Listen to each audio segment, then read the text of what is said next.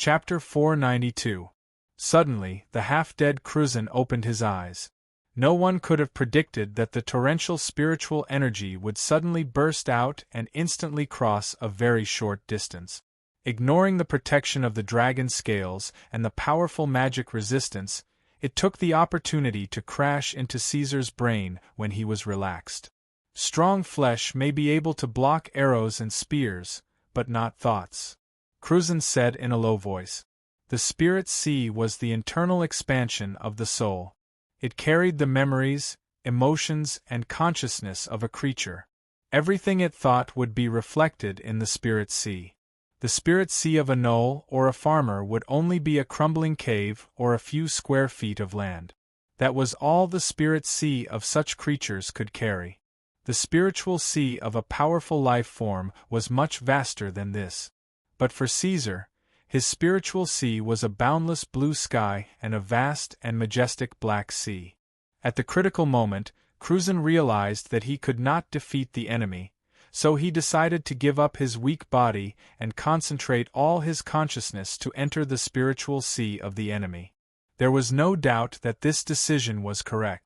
If there was a chance to blow up the spirit sea of this giant beast or awaken its soul, Cruz would not only be able to defeat his opponent, but he would also be able to seize his opponent's powerful body. With the terrifying strength of that body, it would not be a problem for him to drive away the Sea Tribe and even help the Golden City to conquer the Sea Tribe. For Cruz, the high risk of no return was directly proportional to the huge reward. It was totally worth the risk.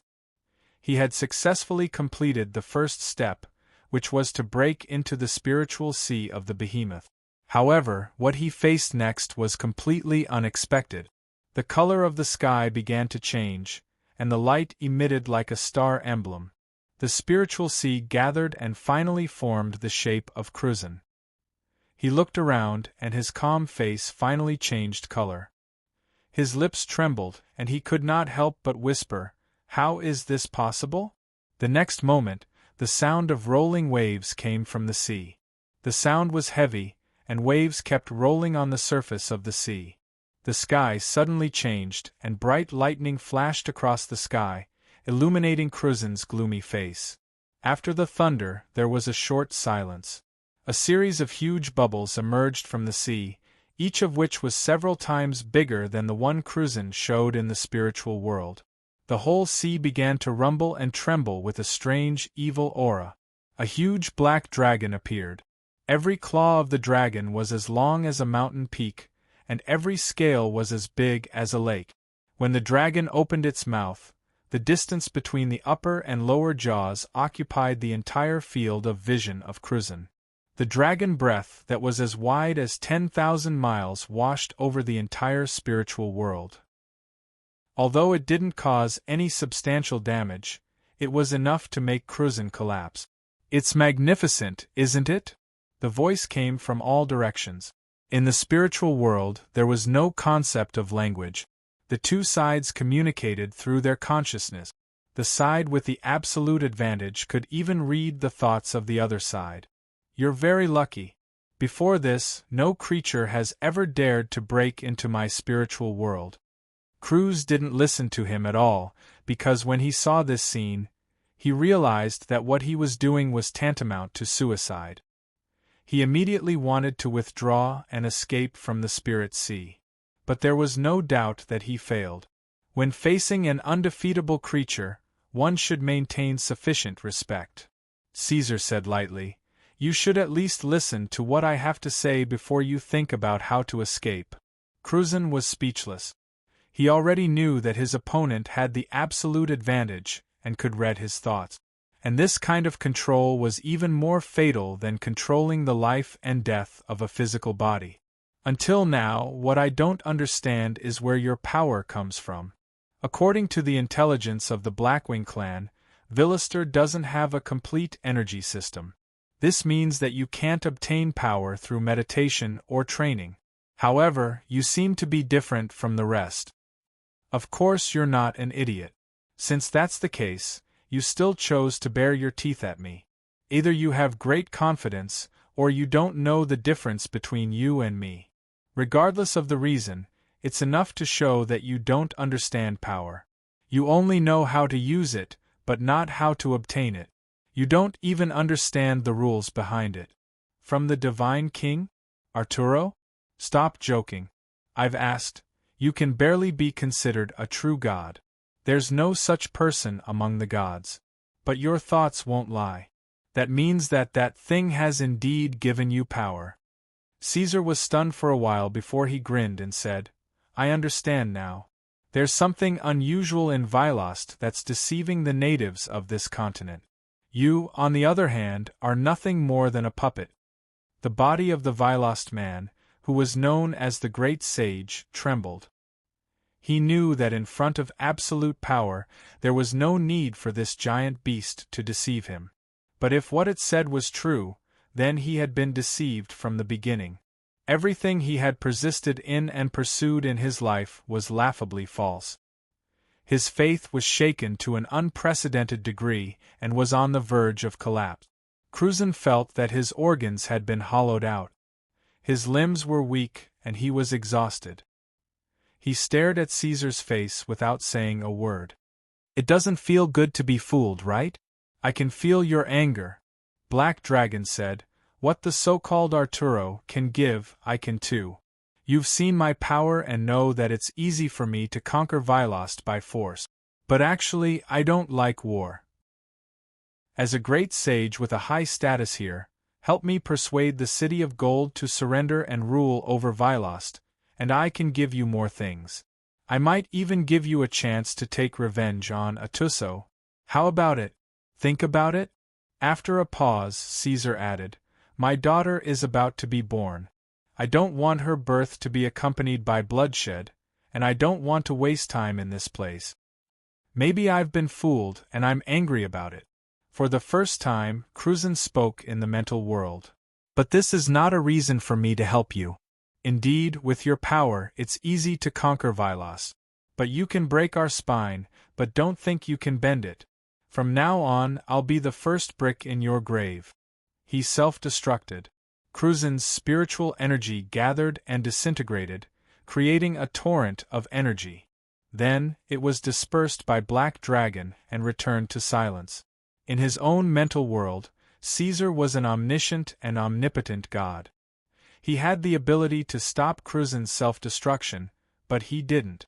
Because the moment Cruzen entered the mental world, Caesar already knew that Cruzen had no intention of living. He had rushed in with the determination to die.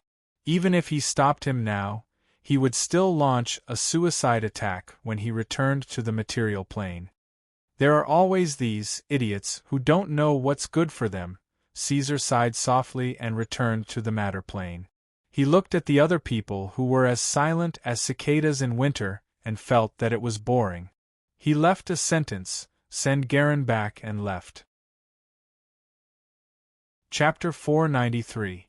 Unexpectedly, even after the death of their leader, Cruz, the City of Gold still refused to return the hostages. More than 1,000 native tribes in the center of Vilister, in addition to the Divine Guards, Bronze Warriors, and slaves of the City of Gold, gathered together in the name of resisting the invasion of the foreign races.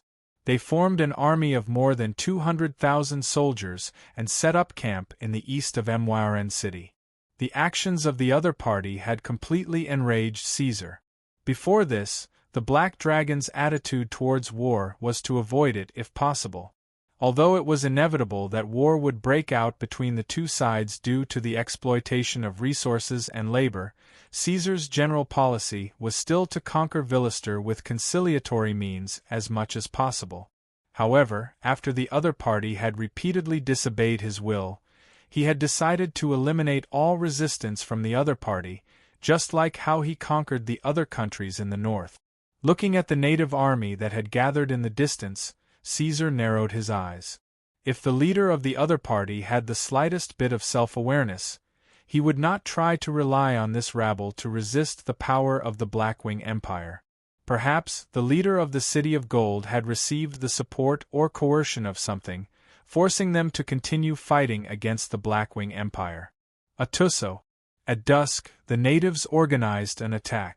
The large-scale army was chaotic and noisy, fully demonstrating the terrible social organization and collective quality of the tribal civilization. In comparison, even the ordinary feudal lord's army in Eladia was much better than this.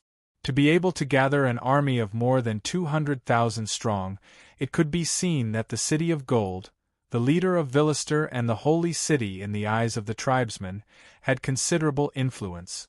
This was almost all the forces that could be gathered in this land in a short period of time. It was 3 times more than the expeditionary army of the Blackwing Empire. However, the advantage in numbers was not the decisive factor. Compared to the fully equipped Blackwing army, this was still a rabble. The slaves with brands on their necks began to build crude siege weapons. The thick wooden stakes were dipped in blood and painted with all kinds of strange and tricky patterns. Under the enhancement of the blood curse, they were thick and hard. In the distance, hundreds of topless old men with white hair and no eyes gathered together. They used drums and horns to play a low and distant war song. In Caesar's vision, in that area, slow and obscure energy was slowly flowing, converging, and then erupting. It actually opened up an area where energy could be used in this death magic area. When Black Dragon saw this, he became slightly more alert. The native army pushed forward and a large number of thick and hard wooden stakes were built as a bridgehead. The natives had chosen the vanguard through a unique ritual of Villister. Unlike Iradia's slave suicide squads, the vanguard here could only be led by strong warriors. In a civilization that didn't have much development, the values of martial prowess were ingrained in every tribe. 20,000 warriors in the front took off their shirt. Behind them, the prophets cast all kinds of unrecognizable stimulations on these warriors with blood curses. These warriors roared loudly, stepped on the wooden stakes with their lithe bodies, and ran towards the top of the wall of the bridgehead, as if they were running on flat ground. The native army at the rear relied on their previous experience of fighting the Empire to launch long-range attacks like Blackwing. Catapults, war bows, lances, and all kinds of other weapons flew up the wall and began to suppress the manticores on the walls with long-range firepower. In fact, they were more like being suppressed. The manticores and wyverns guarding above them dealt with the situation rather casually. When they saw the half-naked natives charging up, they didn't even take them seriously. The manticore's spiked tails quickly pressed down on their opponents to the point where they couldn't even raise their head. The wyvern's saliva caused the natives to slip and fall from the sky before they could do anything. Those who were closer to the ground were better off. They took the opportunity to roll to the side and still had a slim chance of survival. However, those who were a few steps away from the top of the city wall fell to their death. The few lucky ones who were lucky enough to survive couldn't escape their fate. Soon, they were smashed into meat paste by the various weapons falling from the top of their heads. However, there were exceptions. Some of the stronger native warriors, when they felt their feet slip, actually jumped on the ground and used a difficult long jump to reach the top of the wall. However, the wyverns and manticores couldn't wait for a free meal. When the wyverns saw this scene, they immediately rushed up with saliva dripping from their mouth. It was obvious that the war would continue for a long time. This was only the first contact. Caesar knew that the vanguard didn't have any other reinforcements. The army that caused Garen's defeat hadn't appeared either. The true elites of the native army were sitting on the high platform. Caesar used his suppressed senses to check and found that the enemy army had strength close to legendary. The war was still ongoing. Blackshia, who was stationed at the bridgehead, climbed up to the top of the wall and roared angrily. She had brought the orcs with her. Barrels of waste mixed with kerosene were splashed from the top of the wall. They fell from the sky and splashed onto the faces of the survivors who were struggling to climb back up the wall. The flames burned and the bridgehead was soon filled with the smell of burnt bacon. Screams spread from there. On the crowded city ladder, no matter how many people there were, it was futile. The huge military force had no choice but to be divided into small streams and then torn into pitiful pieces. Amidst the horrifying screams of the dying natives, accompanied by the muffled sound of iron axes hitting oak wood, the wooden stakes of the city ladder were soon set ablaze. It was unknown whether it was the setting sun or the scorching flames, but the army and the city tower were coated with a layer of red light. As time passed, the dusk grew darker. Smoke filled the air. The situation on both sides became more and more chaotic. Amidst the sound of metal clashing, the cries and howls gave way to moans and wails. The vanguard of the natives was completely defeated and suffered heavy casualties. This success caused the allied army of the natives to change their strategy. The results of the probing undoubtedly proved that this vanguard was not easy to take down. If they wanted to truly threaten the monster behind them, they had to first break through this barrier and cut off its claws. The commander sitting in the middle of the allied army gave an order. The hunting squad and bronze warriors of Golden City stood at the front. Black Shia, who was on top of the city wall, looked at the hunting squad that appeared in front of her. Her expression became solemn and serious. She naturally recognized these people who caused Garen's failure. But fortunately, she did not feel much pressure because she knew that if there were any problems, Caesar would be behind her. What she needed to do was to show her claws as much as possible and prove to the Black Emperor that she and Garen had the ability to rule Vilost. A new wave of natives charged towards the top of the city wall. The main force was the hunting squad and the bronze warriors. They did not rely on the blood curse and completely ignored the flames on the wooden stake. They ran towards the city wall as if they were flying. At the same time, under the cover of the flying dragons and the manticores, the Blackwing heavy cannon with a shocking caliber was slowly pushed up the stone tower amidst the dull rotation of the bearings. Chapter 494. The warrior leader of the second attack, Kadanak, was a veteran of hundreds of battles. The scars on his upper body boasted his bravery as a barbarian. In the early years, he was a member of a barbarian tribe. He once killed the Horton giants in the Silent Swamp and piled up their corpses to build a bridge. Later, he was favored by the Golden King. Finally, he was glorified in the temple and became a strong bronze warrior. Cardanek wasn't surprised by the failure of the vanguard's probing attack. This wasn't the first time they fought with the Sea Tribe, and he knew how cold-blooded, powerful, and arrogant they were. However, Cardanek didn't think that this army could stop the Golden City from attacking the Sea Tribe king. Any decent army wouldn't have a hard time dealing with the motley crowd that they had encountered earlier. This only proved that the enemy was still vigilant and didn't let down their guard. Cardanek was confident. As the strongest warrior of the 10 tribes in the area and the leader of the bronze warriors of the Golden King, he was one of the strongest in the Golden King's army. Now that he had the support of the war drums and the prophet, his will to fight was very strong. He believed that he could defeat any enemy in front of him. Even if it was the mythical king of the merfolk, he didn't fear it. After all, he was the one who captured the king of the merfolk, wasn't he? When the dragon wings covered the sky and descended from the sky, Cardanek's burning desire to fight cooled down slightly. He knew that these winged creatures could pose a threat to him. This army was also one of the strongest of the merfolk. Cardanek didn't know that he had become Blakesia's first target. The beast's intuition was sharper than the natives. Even though Cardanek didn't stand out in the army, his vigorous blood aura showed that he was a powerful warrior. Even Caesar noticed his existence. As an epic creature that the Villasterians could not understand, Caesar could easily perceive things that were worth paying attention to through his hunting instincts. This time, he was suddenly interested, so he activated the combat ability assessment device, which he rarely did. He scanned the bronze warrior's power, collecting information, analyzing data. A large amount of information was gathered and condensed into a visual assessment panel in his right eye.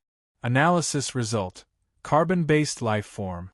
Overall combat capability assessment, 11-20-13-10.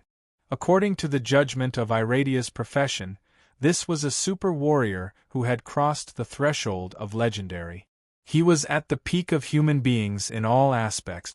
If he was matched with good equipment and buffs, he would have no problem killing an ordinary army of less than 1,000 people. He was definitely the best of the best among human warriors.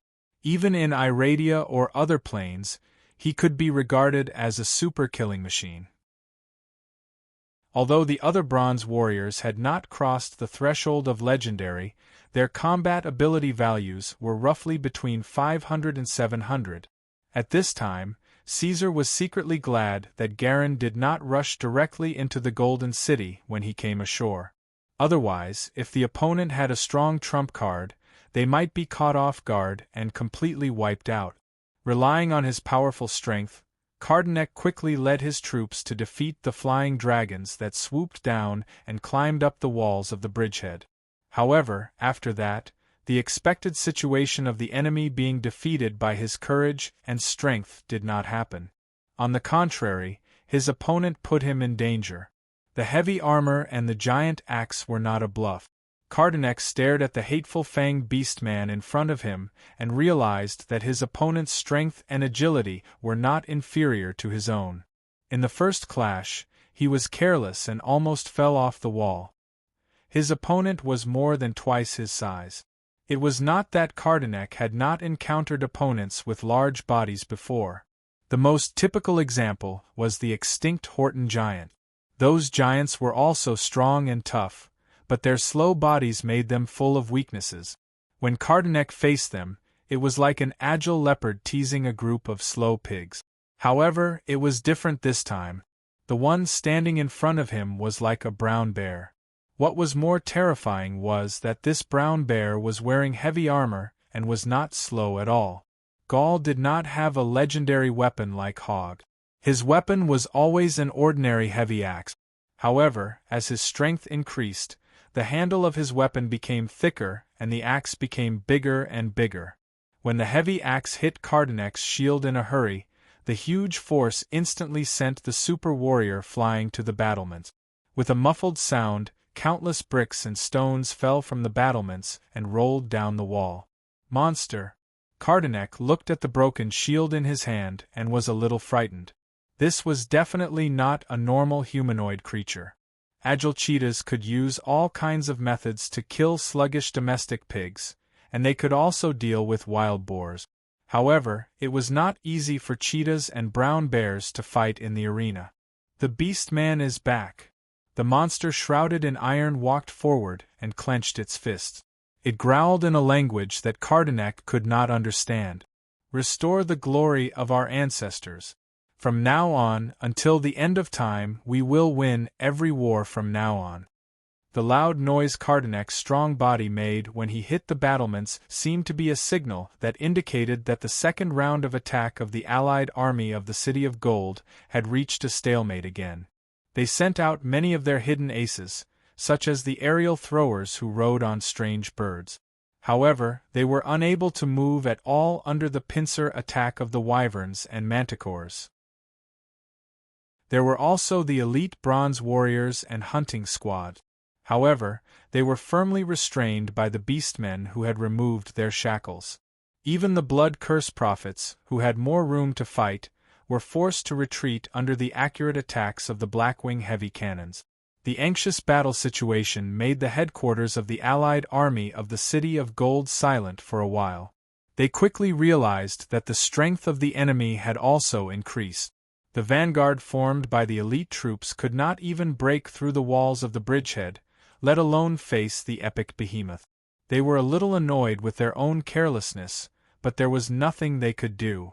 The order from the top came too suddenly. The Golden King kept persuading them to launch an all-out war against the Sea Tribe at this time. The Golden King was the spokesperson chosen by Atuso in the human world. In this era where divine power was greater than anything else, no one dared to disobey his orders except for the great sages who had already passed away. The headquarters sounded the horn and decided to launch an all-out attack, hoping to gain something before dawn. These guys did an arithmetic problem.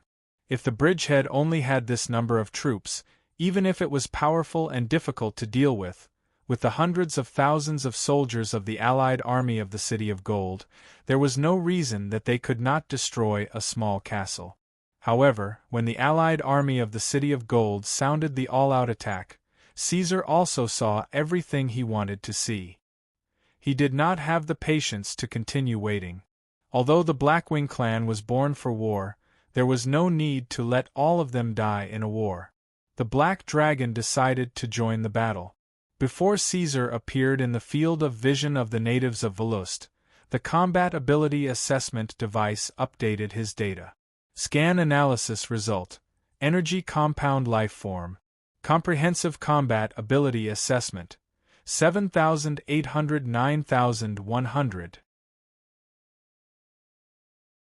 Chapter 495. What was the peak number of 9,100 in the verification device? In the current data of Iradia, the number of legendary creatures was stable at around 1,000, and the threshold for demigods was 5,000. Only extraordinary creatures like the Abyssal Lord Asliers and the near-god-level Lich Aglaran could have battle power comparable to Caesar in the material plane. In the history of Eladia, there were very few historical records of battles with monsters of this level that could be used as reference. Scholars and researchers from all over the continent theorized that in order to deal with the Black Dragon Emperor, they would need at least a team of more than 10 legendary warriors. But in reality, Caesar was not an ordinary humanoid. With his power level and energy level, coupled with his inexplicable magic resistance, he would definitely be a doomsday boss in a game.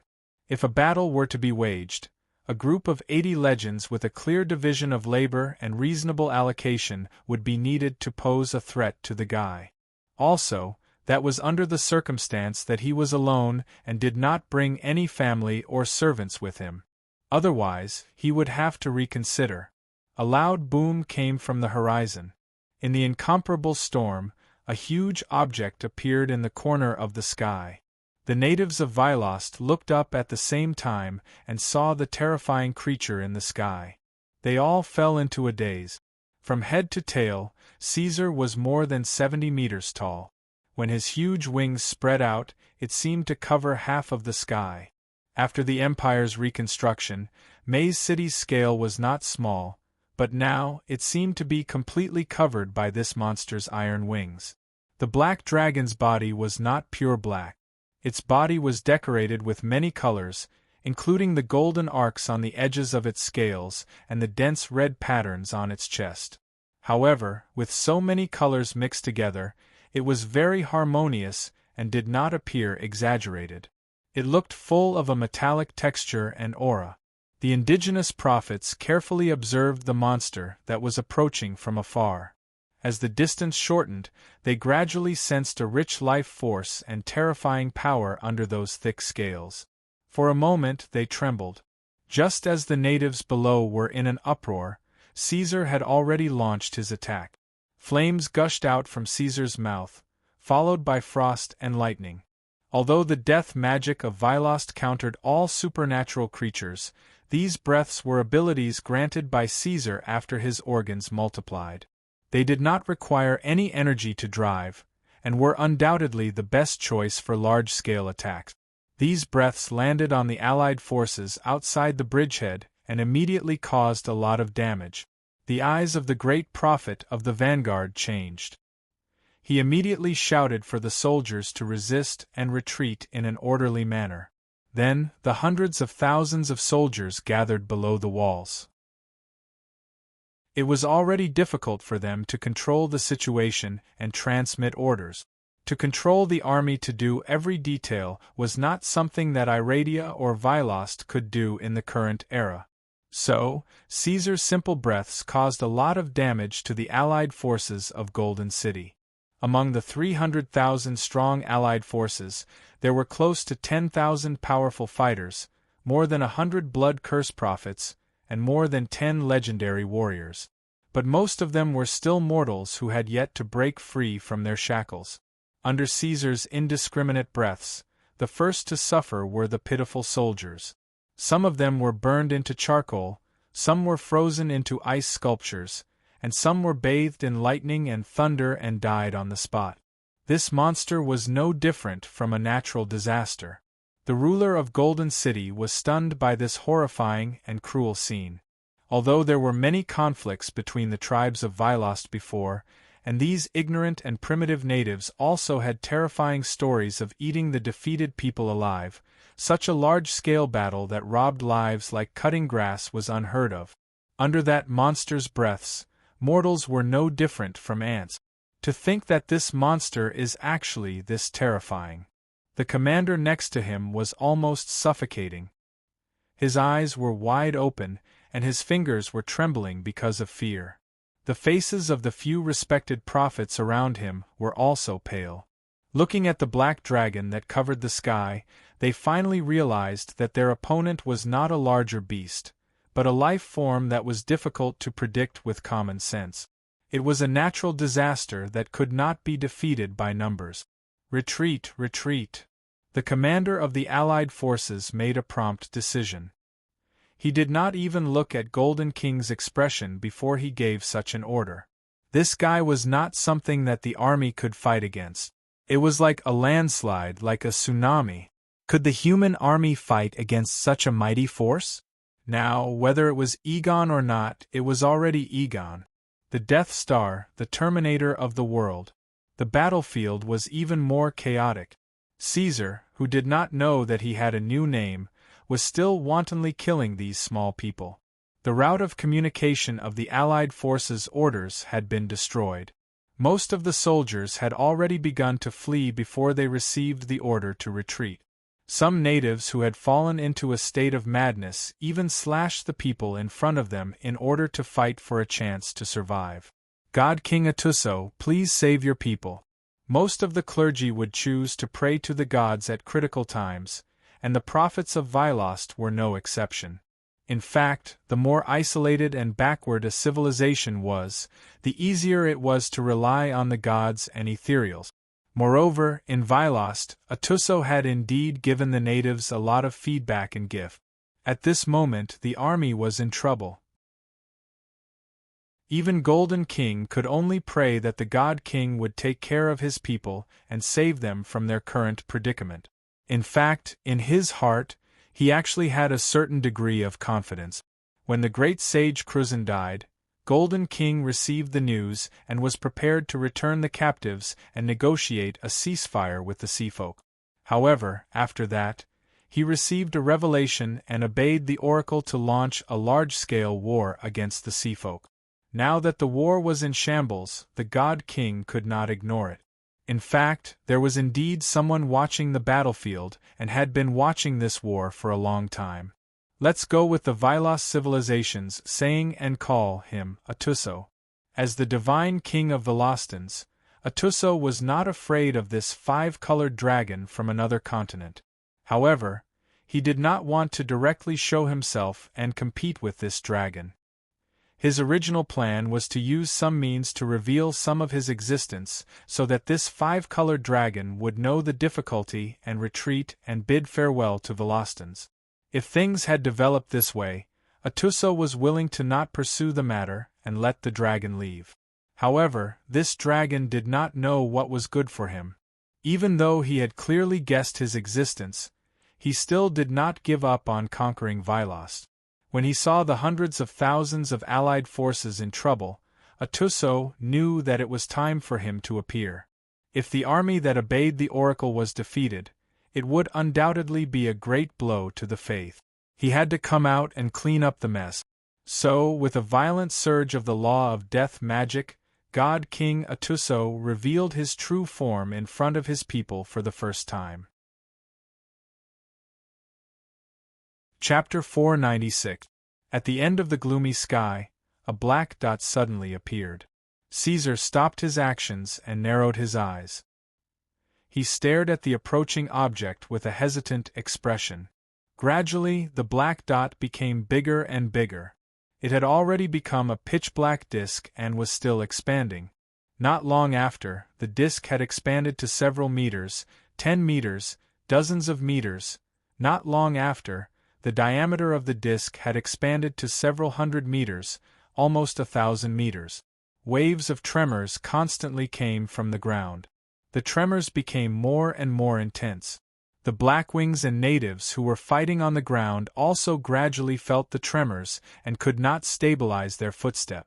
It was as if a monster that was several times larger than the black dragon was constantly moving. Caesar felt the air getting colder and colder. The temperature was getting lower and lower. The flow of energy was also getting more and more obscure. It was as if winter was invading the earth. However, it was still summertime. There were still several months before winter. Then, Caesar saw the thing that the natives were calling for. It was the god Atuso that they spoke of. It was a moving ship. It appeared from the other side of the sky and was getting closer and closer. The ship that was approaching was extremely huge. It was formed from flashing crystals. The dead iron that Caesar had been searching for covered its body. The energy well that was gushing with radiance and flames was towering and tall. It penetrated into the clouds. The lines on the ship's body crisscrossed, and lightning constantly lit up the sky. On top of the ship, there was a black magic stone that was getting bigger and bigger. The ship's posture was very strange. There were no propellers or turbines. It was as if it was floating in the air. From afar, the ship looked similar to the battleships of the Blackwing Empire. However, there were no turrets, decks, or soldiers on it. There were only energy wells that were gushing with radiance. Although it was covered in black dead iron, it was still fluorescent and very beautiful. On the ship, there were also thick chains that could only be encircled by a few hundred people. They were like ropes that pulled the mast. The ends of these ropes were connected to the black magic stone. When the ship moved in the air, the chains collided with each other and made clanking sounds. Even the air was vibrating and humming. It was incomparably heavy. As the ship approached, the land that it passed by was covered in a layer of frost. Be it the Blackwing clan or the natives, they were all stunned by this creation that did not seem to belong to this era. They looked up at the towering object that was thousands of meters above them and mumbled something that could not be understood. Caesar was also a little surprised. He had originally guessed that Atuso could be a false god or an evil god that had changed his appearance. Be careful, Black Dragon. Look. Rumble. Rumble. The ship that was unbelievably huge was slowly approaching this place. It seemed to be moving very slowly, but it could cross a distance of 6 to 7 miles every second. When it appeared in front of the Black Dragon, its size was dozens of times larger than the Black Dragon. The visual effect created by the comparison between the two was undoubtedly extremely shocking. The huge ship was getting closer and closer to the battlefield, and the cold air it brought with it was getting colder and colder. The living creatures curled up, and the corpses lying on the ground were being frozen at a speed visible to the naked eye. The blood that gushed out turned into deep red ice cones. It was hard to imagine what kind of country and what kind of creature could create such a magnificent creation. The scene was so grand and spectacular that the battlefield stopped fighting. The army forgot their orders, and countless soldiers looked up at the huge object in a daze. It's extraordinary. The Black Dragon stood tall on the ground and looked up at the huge ship. Looking at the black magic stone, he gave such an evaluation. This magnificent ship gave people an incomparable sense of oppression. Even he could not help but praise it. Dragon, you have successfully forced me to show myself. A loud rumbling sound came from the ship. It was not in the language of Iradia or Vilost, but in the dragon language that Caesar was most familiar with. Now, last chance, leave. What if I say no? Caesar frowned. He still did not understand what the other party was. The next moment, a majestic power that could shake one's soul erupted above his head. It was as violent as a flood, and its majesty was like the roar of heaven and earth. All the organs were crying in fear, and only the top of his head was left in the world. This is Dragon's aura? No, it is God's aura. Caesar looked up solemnly and saw an unforgettable scene unfolding above his head. In the aura of all things wailing, the huge dragon head of Io appeared in front of him.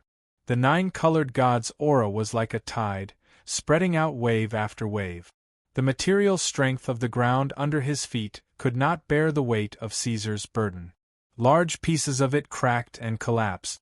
Before the fragments could collapse, they were crushed back to the ground by the god's aura. The brilliant god's aura did not allow even dust to raise its head. The whole continent was filled with power that did not belong to this world. Under the giant ship, all things bowed down. The god's Icorgi had already burrowed into the darkest crevice.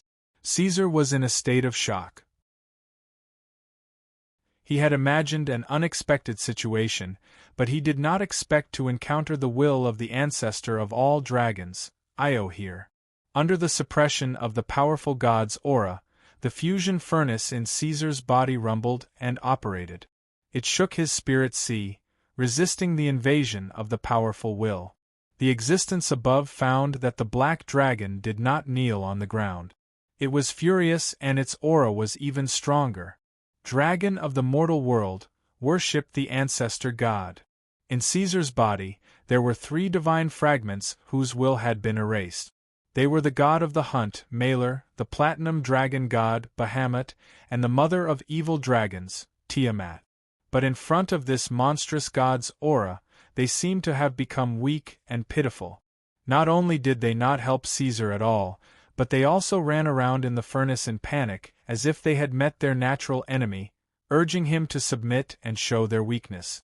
In the records of the astral world, there were only a few records of the god Io. The ancestor of all dragons was his only priesthood, but this priesthood was enough to prove the strength of this ancestor god. Even Pyro, the god of the sun, who possessed great divine power, could only bow in front of him. No, that's not right. The god of Io had died billions of years ago, and his divine duties had been divided among his children. Even if the will and divine might of the god of Io still existed, how could such a great ancestral god hide in Vilost and appear in an unknown ship? It's lying to me. Caesar let out a dragon's roar, and the bottom of his eyes was suddenly covered with spiderweb-like golden cracks. Then, the energy of the fusion furnace surged out like a tide, and in his body, the turbulent spirit sea stabilized. Countless glowing particles gathered in the black dragon's mouth. Spiderweb-like cracks appeared in the void around his teeth and spread out. The sound of explosions was endless.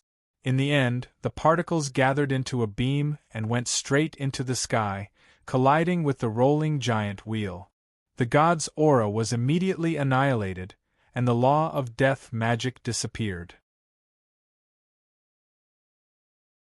Chapter 497. Boom. The thunder in the dark clouds became the black dragon's backlight, shrouding his face in darkness. Only the particle breath in his mouth was like a beam of light, disintegrating the battlefield.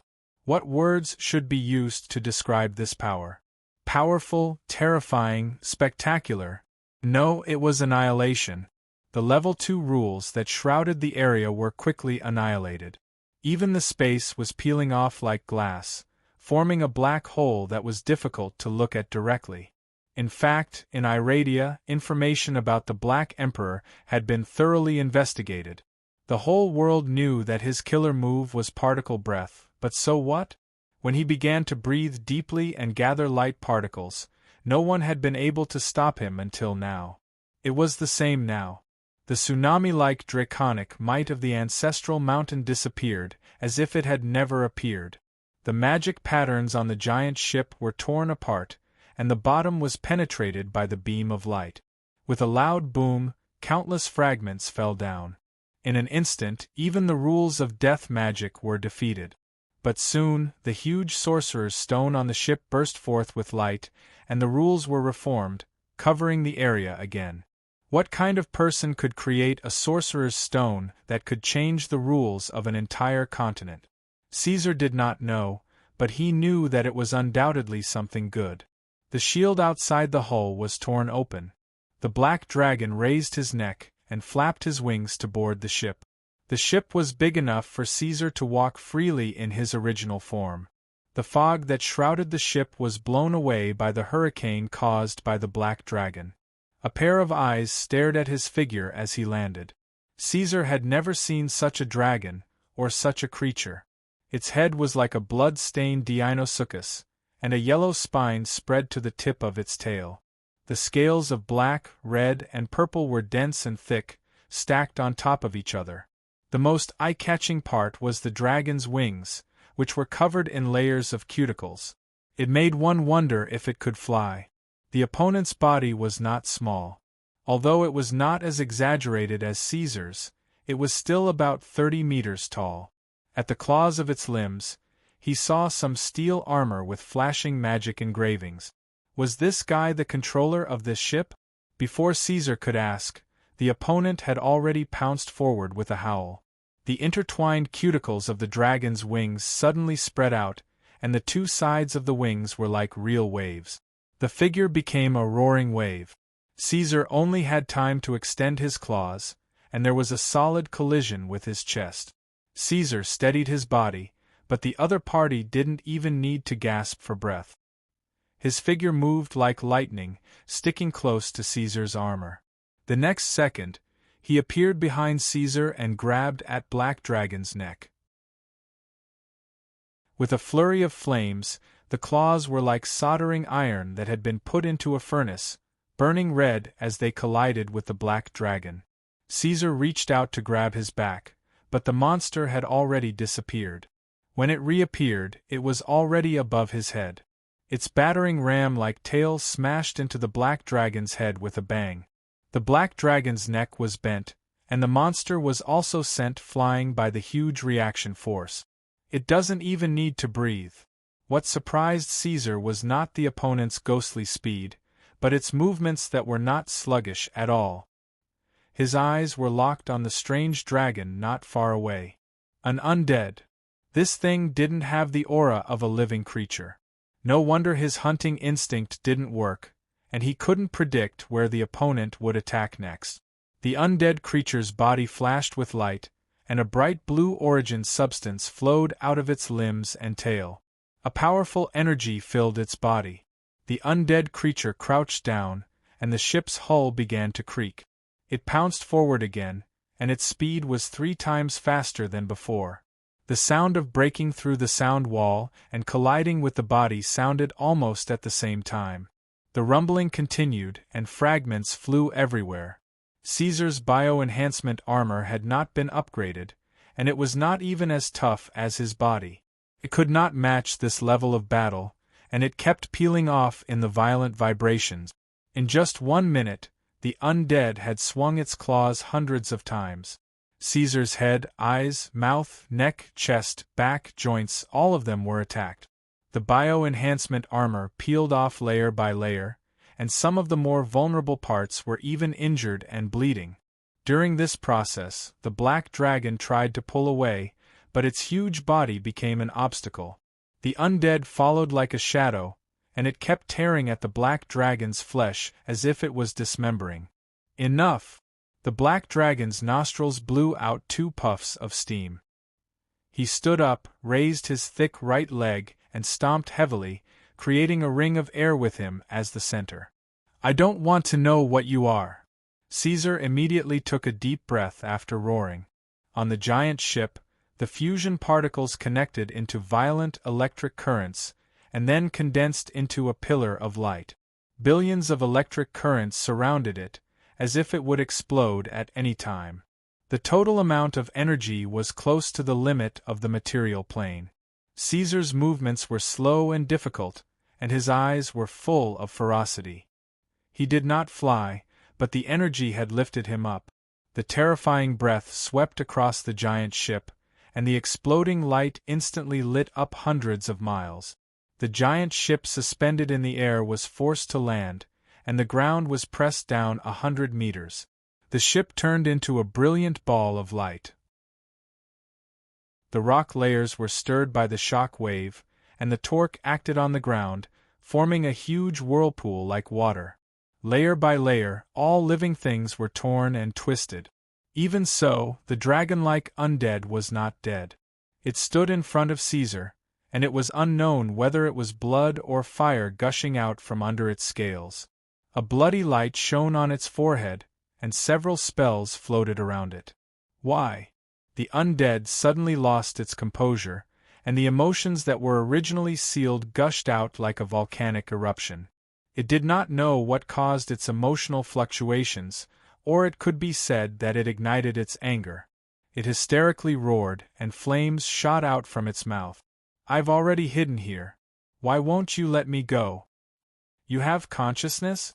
Caesar wanted to communicate with it, wanting to know what was going on with the sorcerer's stone. "You're the owner of this ship, Atuso? Not only am I the master of this ship, but I am also the master of this land. Back then, when Vilost and Aladya split, we were the ones who protected this land from sinking into oblivion. We were the ones who brought life to this land. Thousands of years of investment and legacy have all been destroyed." It lowered its head and cried in horror. "This level of power will be exposed to the eyes of the god. It's over. Everything is gone." "What do you mean?" Caesar was a little confused. He walked over and grabbed its body. The creature was still full of power, but it did not seem to want to fight. The undead did not struggle. It only looked up at Caesar, and a second layer of pupils appeared in its eyes. "I curse you, invader. My race curses you. All Quell Dorii curses you. Every day from now on, you will bear our resentment. Countless people in Bot-Or will wave at you." These words were like an oracle. The moment he finished speaking, an indescribable power descended upon Caesar's body. Although it did not have any substantial effect on him, the black dragon was unable to remove it despite its attempts. It stuck to his body like maggots in his bones. "What did you do?" Chapter 498. What did you do? The puzzled Caesar tightened his claws. The dead object twisted in pain under the huge pressure of the dragon's claws. The agile hedgehogs and bobcats had the ability to play tricks on the titans, but once they were caught by the titans, they had no chance to resist, just like now. The deformed internal organs gushed out of the wound with dark blue pus. The dead object struggled and growled, not responding at all. "Very good." Caesar clenched his giant claws and crushed the dead object's body bit by bit. The dead object's body suddenly exploded, and poisonous blood gushed out, causing smoke to rise from the dragon's claws. A half-human hollow sprang out of the exploded body, trying to take advantage of this opportunity to teleport away. Caesar was not surprised that the other party could break through the shackles of the rules of death magic. He sneered and used fire to clean the venom. The dustless land then covered it.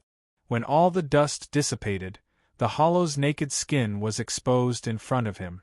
"Any last words?" Caesar asked. The hollow trembled and did not speak. His eyes were filled with deep-seated hatred. "Corgi," Caesar shouted. "Yes." The eye of Gawushi, who had been hiding during the battle, came out of the corner and said in a shrill voice, "I've checked. There are no other living creatures on this starship. So, it is indeed the master of this place." Caesar pursed his lips. "But this guy doesn't seem to be willing to reveal anything. I heard that there are many ways to read memories. It shouldn't be difficult for Gawushi, right?" "Understood." After watching the battle, Corgi seemed to have become much more obedient. The upper eyelids of his eyeballs pressed down, squeezing out a crescent-shaped look. "It'll be done soon." Caesar nodded. The hollow trembled even more violently. The inexplicable smile of this big eyeball made him feel fear. He struggled and shouted, "No, you can't! My race!" Before he could finish his words, the fleshy tentacles around Corgi grew crazily and pierced into Hollow's body from all angles. Hollow let out a painful scream, which immediately turned into a low murmur. Soon, even the murmurs disappeared, and there was no sound at all. Caesar looked at it again. This fellow's emotional fluctuations had completely disappeared. Its entire body was clear and transparent, as if it was made of water. Its facial features had also disappeared, and its entire face had become a complete plain. Corgi made noises like he had just eaten something delicious. Consuming the memory will cleanse its consciousness. What is left is a pure consciousness without any gender, thoughts, and memories. In a sense, it is dead. Then what did you get? Caesar asked. It is called Misufint, descendant of Quel'Dorii. Corgi went straight to the point, then let out a soft sigh. This race is indeed very powerful. Even the Dragon God and the Dragon Queen could not make them extinct. After the war in the prehistoric era, Quel'Dorii quietly kept a part of the population and hid in a broken continent drifting away from Gondia. All the gods predicted that this continent would sink into the endless sea, but Quel'Dorii quietly propped it up and reproduced after the plane was rebooted.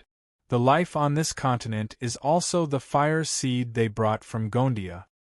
No wonder this fellow said that he was the master of Vilost at the beginning. Caesar nodded.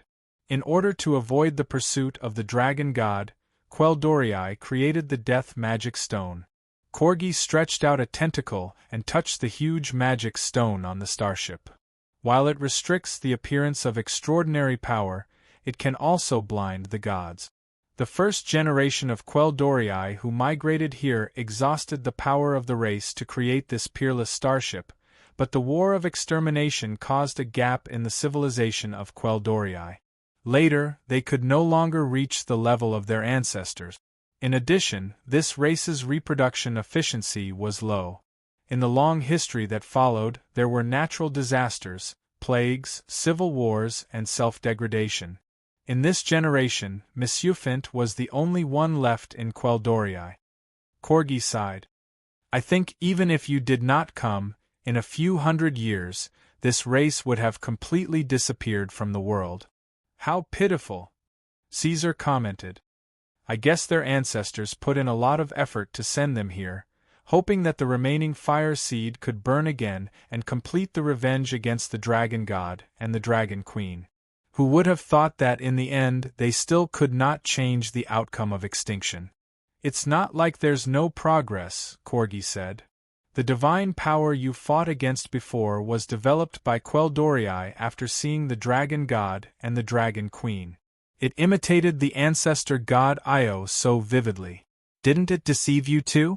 It's controlled by the central system of the starship. After charging, it can be used to intimidate all creatures below the level of a true god. We can use this starship?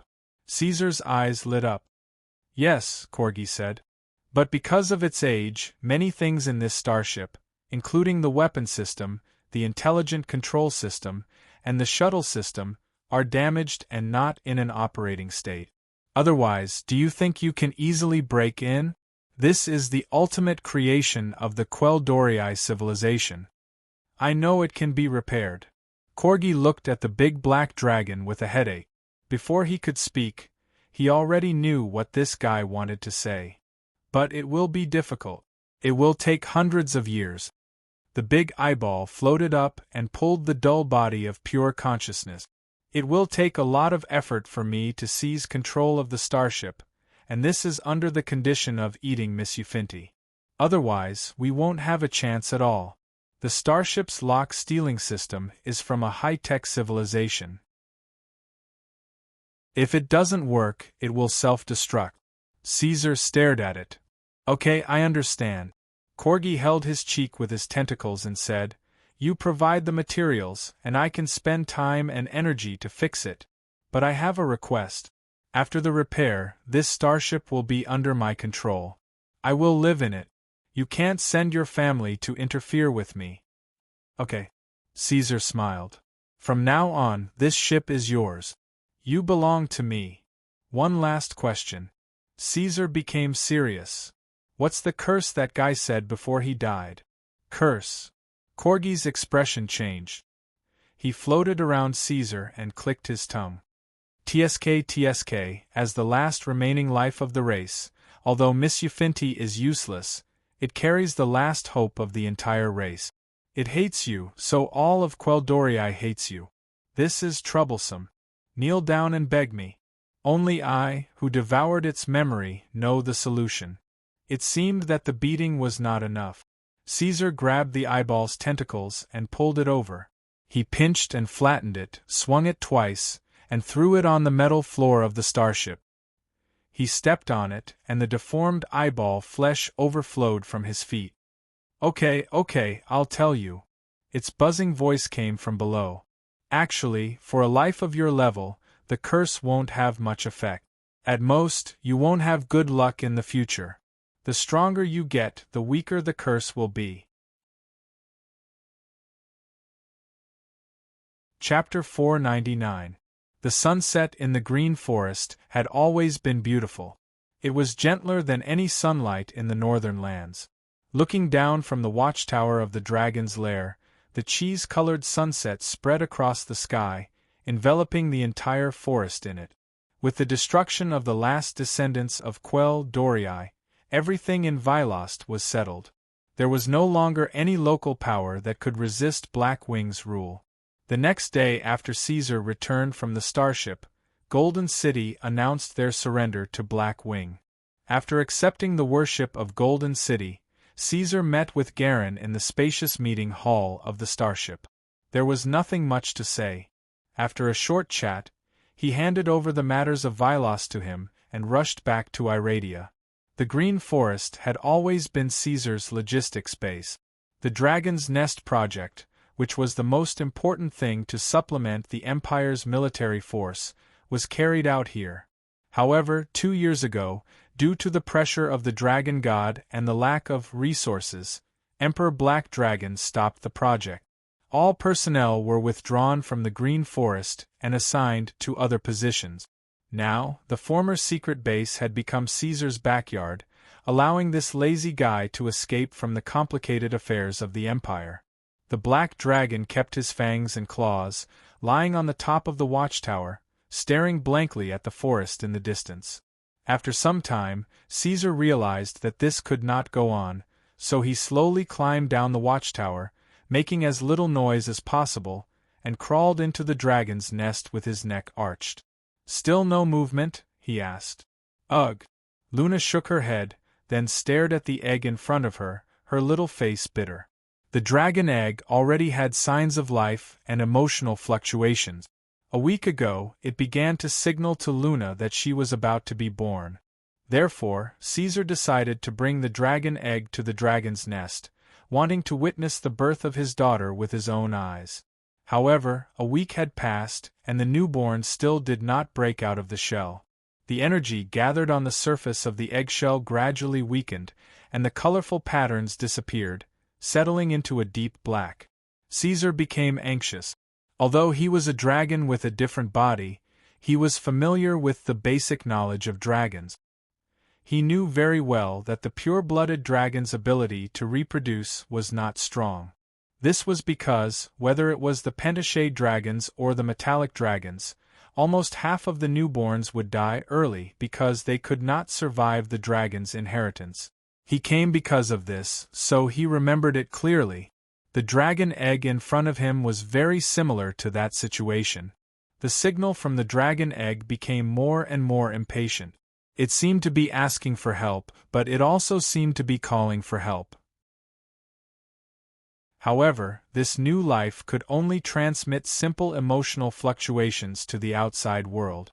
It could not communicate with the outside world like a hatchling, so Caesar could not understand what it really wanted to convey. "Caesar," Luna looked at the black dragon anxiously. Although the little guy was usually unreliable, as a mother, she still did her homework in this area very carefully. She knew what this situation of the dragon egg might mean. She almost could not help but cry. "Caesar. She came up with a stupid idea. How about we chisel the eggshell? The baby dragon can't come out." The emotion from the dragon egg turned into panic. "No." Caesar shook his head and said to Luna, "Little Odin may have encountered some small problems, but if we forcefully destroy the egg, she will die immediately." "Then what should we do?" Luna's 2 eyebrows wrinkled together. Regardless of whether my dragon's inheritance exists or not, if it exists and she can't bear it, what she should do is to find a way to survive, and not ask for help from us because we can't help her. Caesar pondered. Since little Odin is asking for help from us, then at least in her eyes we can help her. Black Dragon thought for a moment, opened his mouth, and tried to spit out a gentle stream of flames, keeping the temperature of the egg's surface above 70 degrees. The dragon egg sent out a happy emotion, but it turned into anxiety in an instant. Not this method? Black Dragon received his daughter's feedback, raised his butt, put his neck flat on the ground, and began to explore step by step according to this pattern. Flame, frost, thunder, poisonous breath, and acid, Caesar tried all the attributes of the pentashade dragon energy, instilling it into the deep surface of the egg. The little guy in the dragon egg did not give any good feedback. Then he tried his own unique fusion energy, but it still did not have any effect. In the end, Black Dragon had no choice but to release radiation on the dragon egg like how he had corrupted the other dragons. An unexpected result appeared. Before the dragon egg could give any feedback, Caesar realized that the radiation he had just released had been absorbed by the little life without sparing any effort. It felt like a drop of water in a puddle. Soon, the dragon egg sent out a desire. "It's fine." Caesar calmed down and comforted Luna. Perhaps because the incubation period was too long, the nutrition that the dragon egg carried when it was born has been exhausted, and it is not enough to support her breaking out of the shell. We just need to supplement it with some nutrition. Radiation? Luna muttered this new term Caesar told her, opening her eyes wide and staring curiously at the dragon egg. Our daughter eats radiation? It's not impossible. Caesar smiled, using his psionic energy to surround Luna with a protective layer to prevent the excessive radiation from leaving any hidden dangers to her. He then removed the layers of shackles, releasing the powerful radiation he had been actively suppressing all this time. Caesar's radiation was not as simple as the radiation that was commonly understood on Earth in his previous life. It was a product of the Black Dream's distortion. This thing did not have any lethality, and was more like a permanent buff in the game. It could cause the infected creatures to distort and mutate, and in the process, put their lives in danger. In the Dragon Nest project, 40% of the recipients died from the radiation and were now buried under this large garden. A huge amount of radiation erupted in an instant, and the dragon egg blossomed with a dark red light, tirelessly absorbing the terrifying rays from Caesar's body. As it absorbed more and more, its light became brighter and brighter, like a small sun shining brightly in the room. Knock, knock! Caesar heard a strange sound coming from the dragon egg. The little guy in the eggshell was working hard, trying to break the shell for the first time. Soon, under Luna's overjoyed gaze, a crack appeared on the eggshell. Not long after, with a splash, a baby dragon flowed out of the egg along with a sticky liquid. Perhaps it should be called a dragon, right? Its appearance was different from any known true dragon in Eladia. In fact, it was different from all the other true dragons that had appeared before. This little creature's body was only about 20 centimeters long, smaller than any newly born true dragon. However, its tail was very long, and the end of its tail was curled into a circle. Instead of horns on its head, there were two colorful tentacles that looked like ribbons. Its head was somewhat similar to the newborn black dragon. Its head was large, but the curve of its snout was rather delicate, and the horns on its nose were small and short. It did not have the ferocity of a carnivorous creature at all. Its wings were pale green, with the edges wrapped in black. Because of the sticky liquid, they did not protrude, but hung on the sides of its body. Odin Tangerine, this is my true name. The newborn dragon's clear voice shouted twice, once in draconic and once in fairy language. After shouting, the little dragon took a deep breath of the fresh air from the material plane. It did not have the time to care about its parents, and turned to quickly eat its own eggshell. When its stomach felt full, the drake finally had the time to think about other things. It looked at its own body and seemed dissatisfied. Curling its lips, it suddenly changed into another form, a forest fairy girl about 5 or 6 years old. Chapter 500. There was no surge of magic. This was not a transformation spell, but a natural talent of the little guy. As a rare species born from the union of a giant dragon and a fairy, Odin was born with 2 different appearances. Unlike the rule that a giant dragon's power level would be suppressed after transforming, this situation would not appear on Odin's body. At this moment, my heart is a little cold. This was the first thought that came to Caesar's mind. As his own child, Odin did not inherit much of the black dragon's appearance. That beautiful color and slender body lines were clearly more similar to the characteristics of a fairy. However, what comforted him was that the energy waves coming from the little dragon whelp clearly belonged to Caesar. Although it was much milder than the violent aura of the black dragon's body, and its strength was like starlight compared to the sun when compared to its father's body, this wave was enough to prove that it inherited the Black Emperor's bloodline. It was unknown how strong this bloodline was, but judging from the power level of the little dragon whelp, although it was not as exaggerated as being born as a legendary, it could still easily beat the young red dragon and gold dragon. In terms of talent, little Odin was born with magic resistance and magic perception, as well as a series of gift packs including breath, alertness, insight, intimidation, and so on. If her abilities were integrated into a elegy card, it would definitely be the template of a young, extraordinary creature. Wiaya! Little Odin flapped its colorful wings and ran to Luna's side with a whoosh. When it leaped behind Luna, half of its little head poked out to quietly size up the black dragon. It was no wonder. Compared to the black dragon, the newborn dragon whelp was naturally closer to Luna. After all, the time they spent together was worlds apart. Since the dragon egg was born, Luna had never let go, hugging her egg almost every day as she waited for it to hatch. On the other hand, Caesar seemed to pay less attention to the dragon egg. More coincidentally, Odin had the ability to perceive the outside world before it hatched. When Caesar came to its side, the little dragon whelp easily detected the terrifying and powerful aura from its father's body. Although the bloodline bond would reduce the fear to the greatest extent, the innate reverence was still deeply imprinted in the little dragon whelp's consciousness. However, Odin was still very clear that the person in front of it was its father. Therefore, although it was hiding behind Luna and peeking, it could not help but release its aura of intimacy towards the black dragon. "Oh, little Odin, don't be afraid." Luna hugged the sprite that was 2 sizes smaller than her and said to Caesar, "Big stupid dragon, aren't you happy that the baby is born? Why do you have such a long face?" "When did I?" Caesar was confused. He did not understand why Luna suddenly became so fierce. Was it his fault that she looked fierce? Oh! At this moment, a voice came from outside the room. "Excuse me, can I come in and take a look? Corgi, has your starship been repaired?" Caesar heard the voice of the big eyeball. He did not know when this guy came to the dragon's nest with him. He waved his hand to let it in.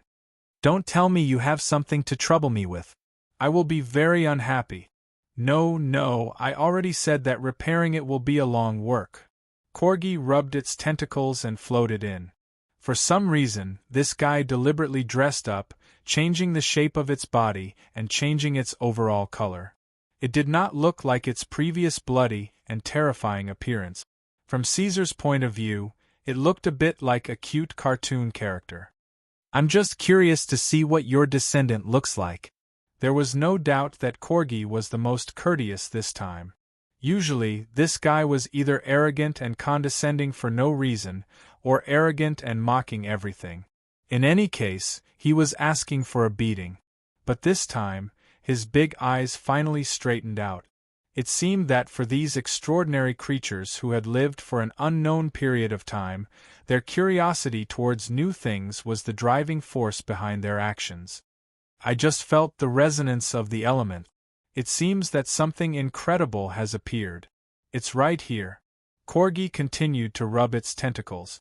Then, he saw the little fairy, Odin, who was in Luna's arms with a harmless look on his face. You gave birth to a sprite?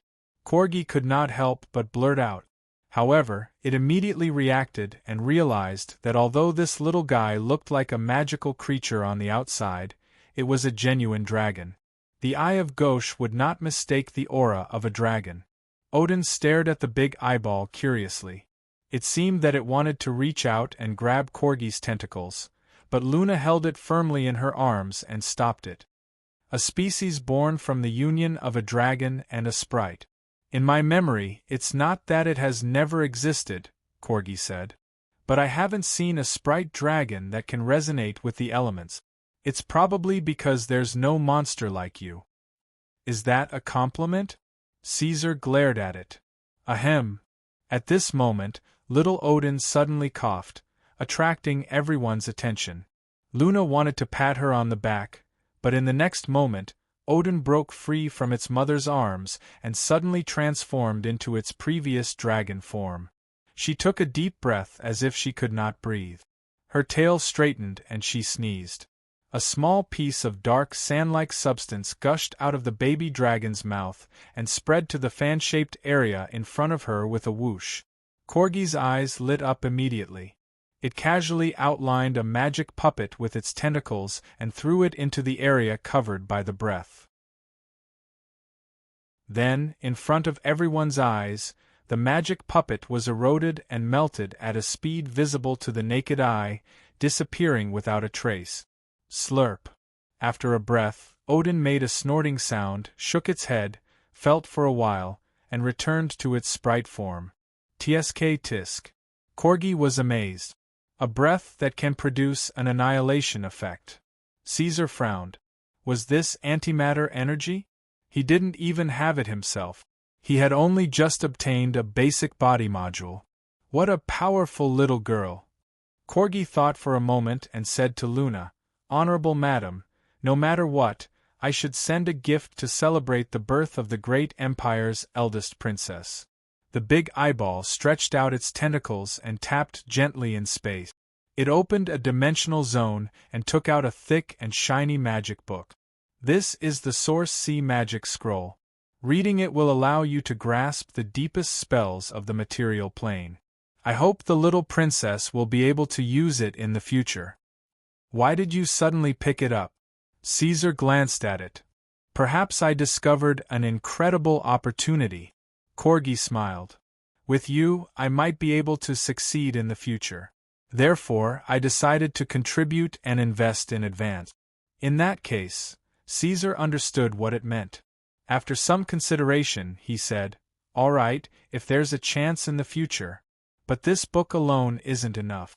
You have to teach my daughter personally. Although the power of the great black dragon was very strong, in terms of vision and knowledge, it was still not comparable to those real extraordinary creatures, not to mention the Eye of Gauche which had all the memories of the gods. So compared to Sui Xiong, Corgi might be more outstanding as a teacher. Then, should the starship be repaired, I don't care.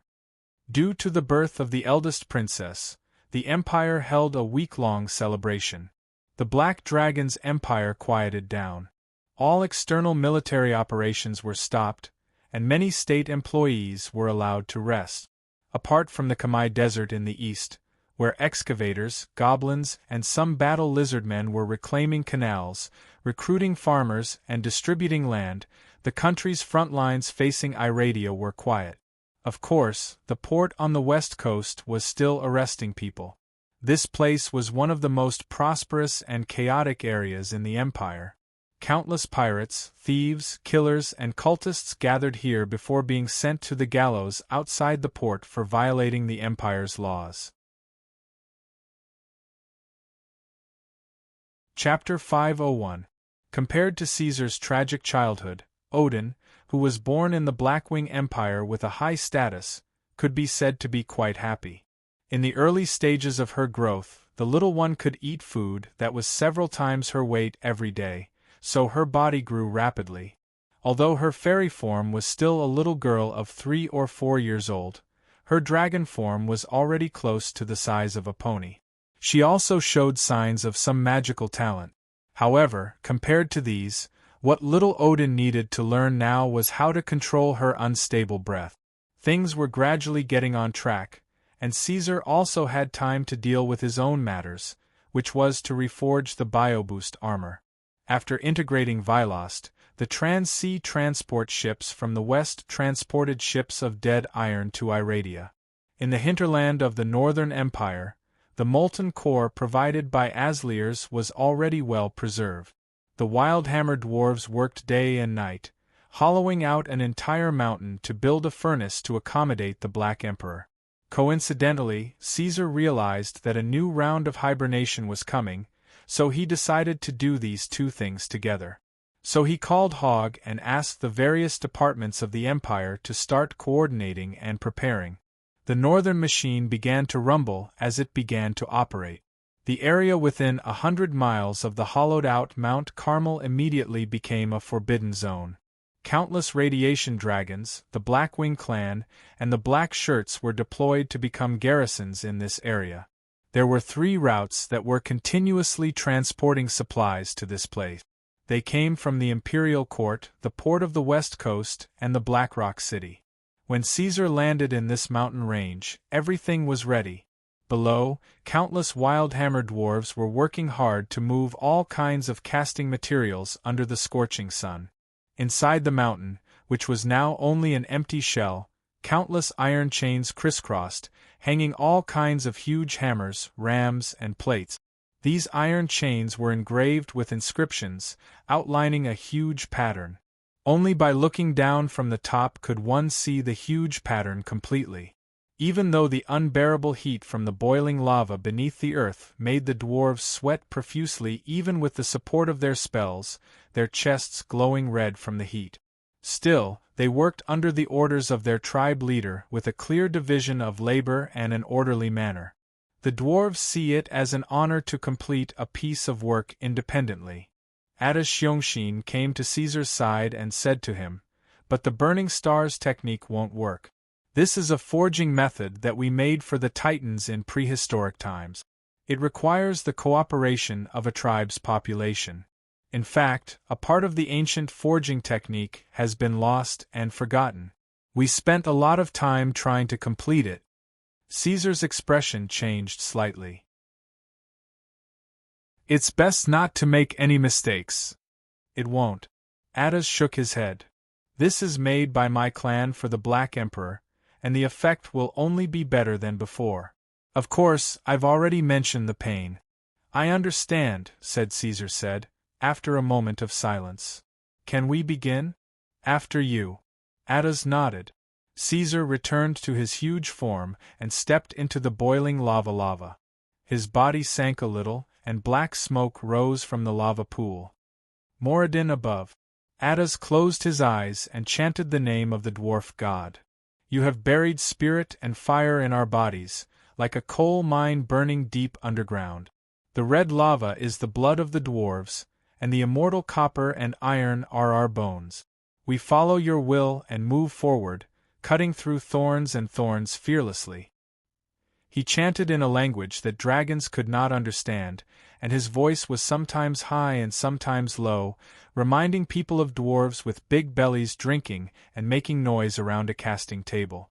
On the casting table, legendary works were burning, condensing all the knowledge passed down by the dwarves since ancient times.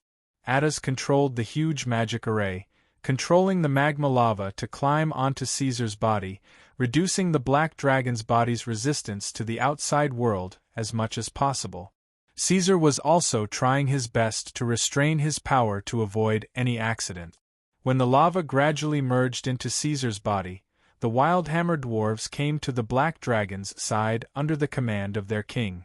They took out a black iron chisel and pried open the black dragon's armor bit by bit from the edge. However, even if the armor was already covered in lava, it still took the dwarves a lot of effort to peel it off. The iron chisel and the armor collided, sparks flew everywhere, and at the same time, beams of red light were drawn out.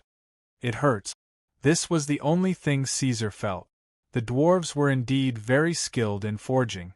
They were peeling off the armor from his body, and the pain they had to endure was unimaginable. The armor had already become a part of Caesar's body, connecting his flesh, bones, and nerve. The dwarves' operation was like performing a surgery on the black dragon. Tons of blood burst out of the black dragon's body and flowed into the raging lava pool. The entire cave began to burn, and a blazing wind swept out from the center of the magic array. Steam rose in spirals, and the swaying iron chains made a sound as if they were about to burst. On the other side, the wild hammer dwarves were holding red-hot iron hammers and hammering the armor that their companions had stripped off from the black dragon's body. They added the dead iron into the armor to recast it. Their hammers were burning, and with every strike, dark red flames splashed in all directions. Their hair and beard were ignited and extinguished in the flames, and their clothes and skin became dry and cracked. However, they only remembered to hammer with all their might, regardless of everything. Seeing this, the black dragon was relieved. The dwarves' dedication was well known throughout the astral plane. They were indeed doing their best to recast the armor for him. Caesar, who could not bear the pain, could only use psionic power to isolate his 5 senses. This made him feel much better. He raised his huge head slightly and asked, "I heard from Hogg that you need a lot of magic stones. How long will it take?" "At least 2 months. King Brute Hammer nodded. "This is a massive project. My clansmen also need to rest during this process to replenish their energy and stamina. In order to achieve the highest efficiency, I've already divided them into 3 groups. They're working day and night." "Thank you for your hard work," Caesar said sincerely. His body sank a little into the magma. "I'll sleep for a while." After sealing his 5 senses, the black dragon could enter a state of sleep even in this situation. He was not worried about any accidents. The worst result would be the failure of the armor forging. As for himself, there would not be any problems. The dwarves did not have the ability to hurt him. In the smoke and the clanging of hammers, the black dragon really did fall asleep and began to grow in his sleep. It couldn't be helped. Dragons were creatures like this. How strong they could become in the end depended entirely on whether they slept enough and whether they could grow smoothly every time they slept. When they were awake, it was very difficult for Caesar to complete the advancement of his strength. It was worth mentioning that the strengthening of this guy's body could no longer be carried out by eating, digesting, and cell proliferation. His body had already broken through the limit of a dragon in the material plane. If he wanted to continue growing, he could only rely on pure energy. Fusion energy promoted cell proliferation.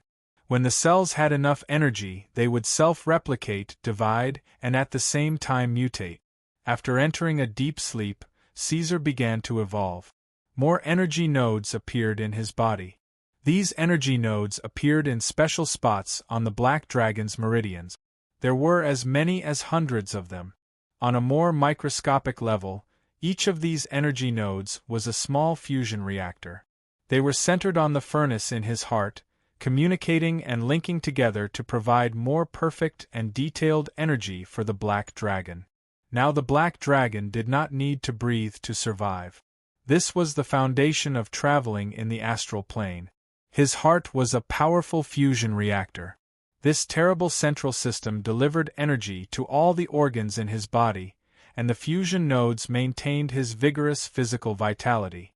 Most importantly, this guy's brain had begun to become different. When his psionic power reached a certain level, his brain gradually showed signs of crystallization. If someone used their X-ray vision to look at the black dragon's brain, it would be like there was a huge bright crystal inside.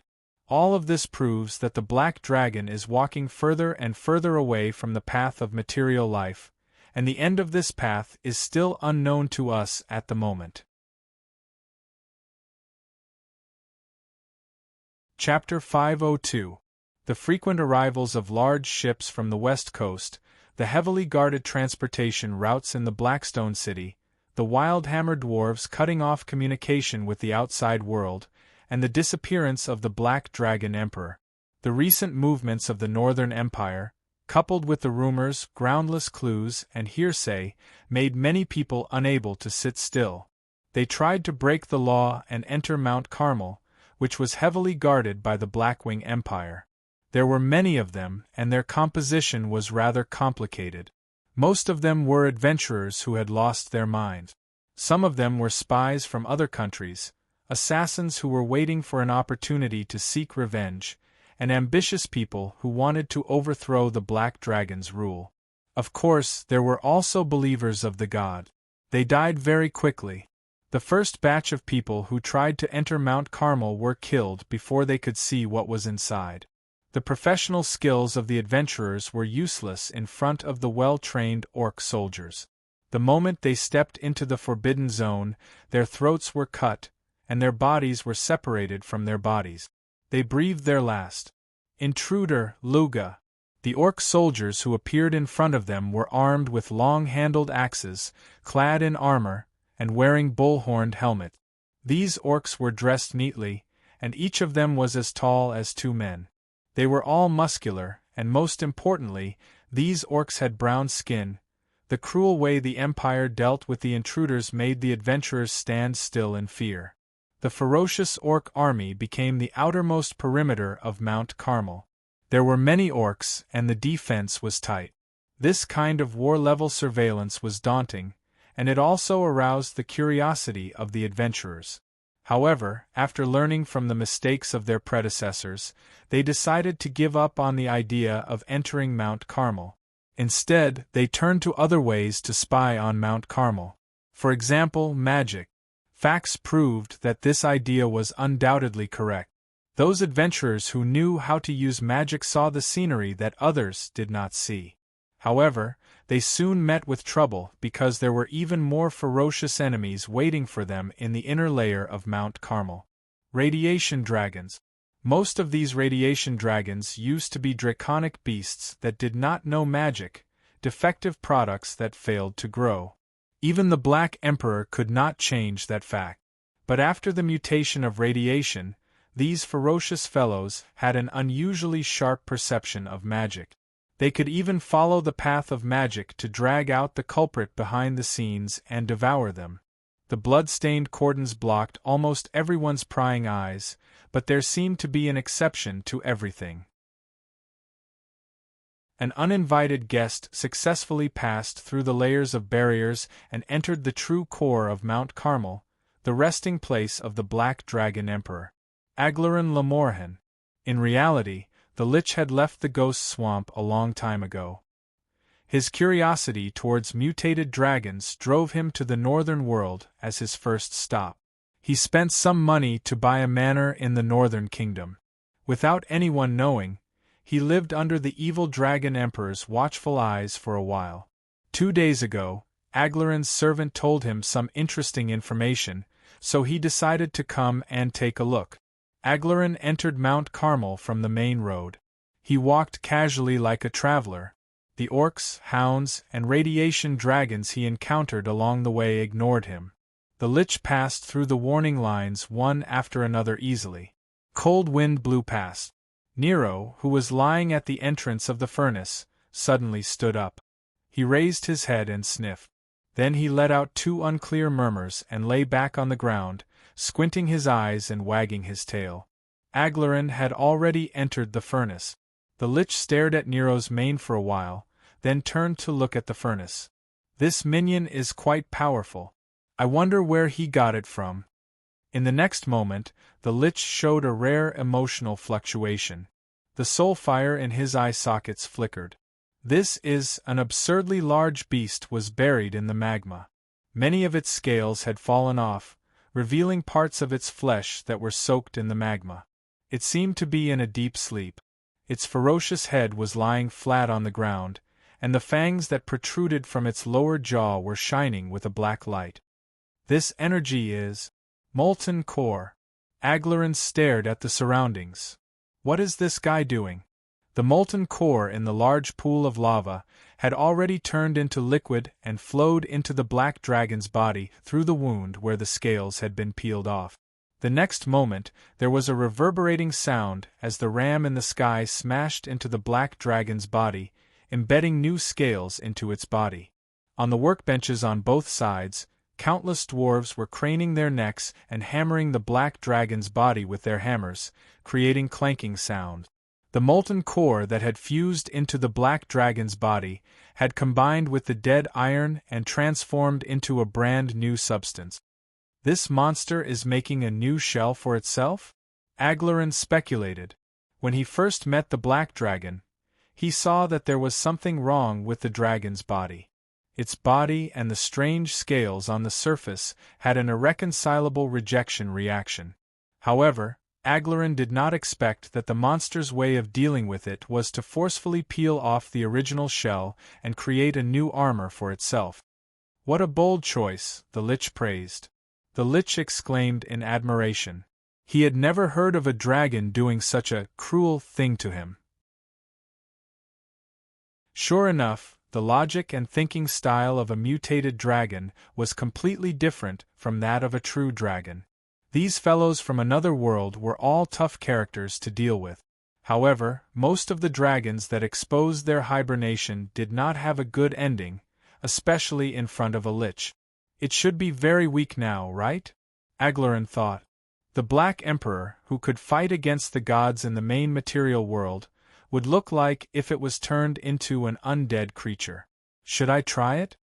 Just as the thought came to his mind, before he could put it into action, the sleeping beast suddenly let out a long whistle from its nostrils. It was the sound of the black dragon breathing out a high-speed air stream from its nostrils, and the sharp whistle echoed in the chamber. Then, the whole mountain furnace was filled with the sound of deep breathing. Inhale, exhale, inhale, exhale.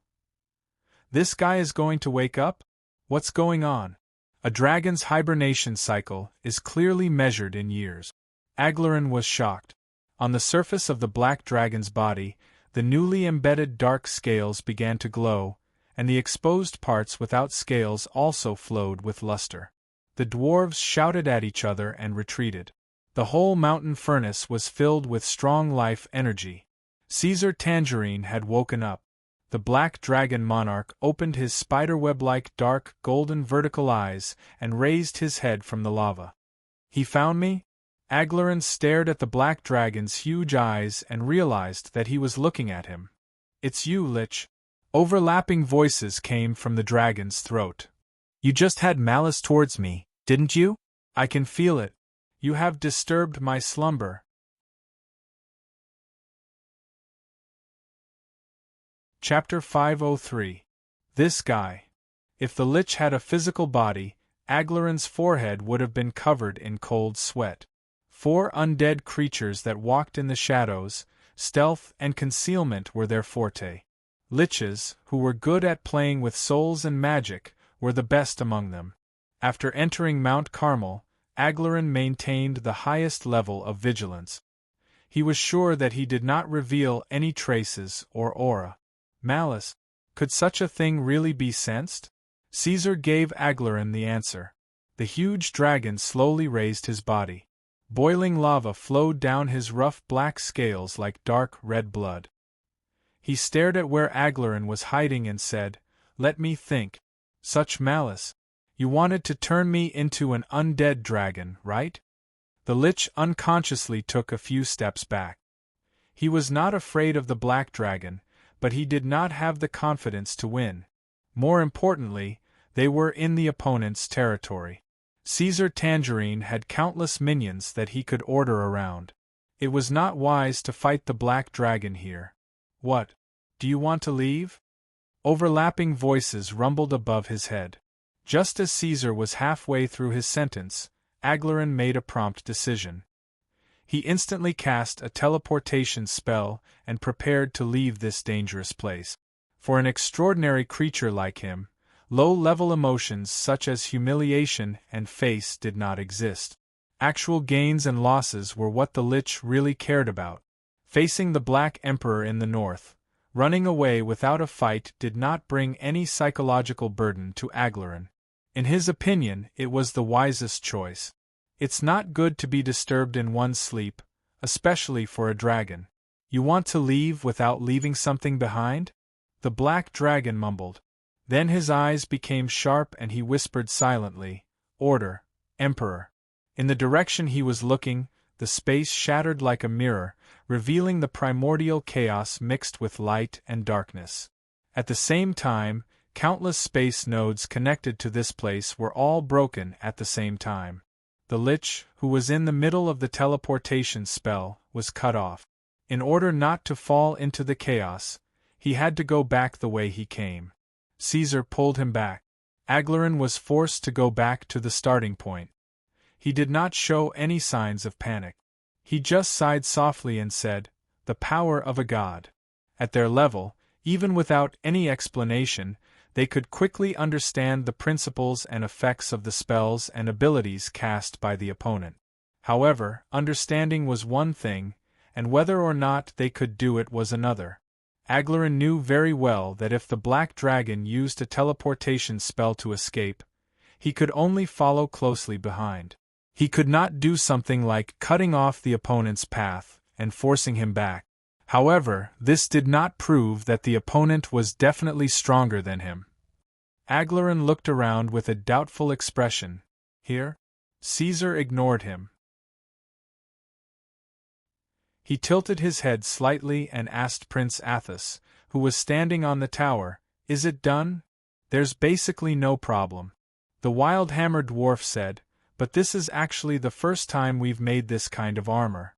If we don't know the specific effects, it's best if you take some time to get used to it." "I'll get used to it now," Caesar snorted. He lifted his claw out of the lava pool and smashed it on the ground with a dull thud. "Go rest. Take your people and leave." Although he said that, the Black Dragon did not seem to give the dwarves much time to retreat. Less than 10 seconds after he finished speaking, the guy had already started attacking the Lich. Dancing flames swept across the land. The dwarves had no time to clean up. They could only bend their backs and quickly escape through the ropeway. "Caesar Tangerine!" Aglaran suddenly shouted. Aglaran suddenly said loudly, his voice echoing in the mountain furnace, "There is no hatred or conflict between us. Are you going to fight me?" No, don't misunderstand. I don't want to fight you." The giant dragon above his head suddenly paused. With a serious expression, it said, "Just as compensation for being disturbed from hibernation, I would like to ask for your help. Help me test the effects of my new armor." "That's not too much, is it?" "Of course, if you accidentally get killed, then I'll be sorry." "Stupid pig."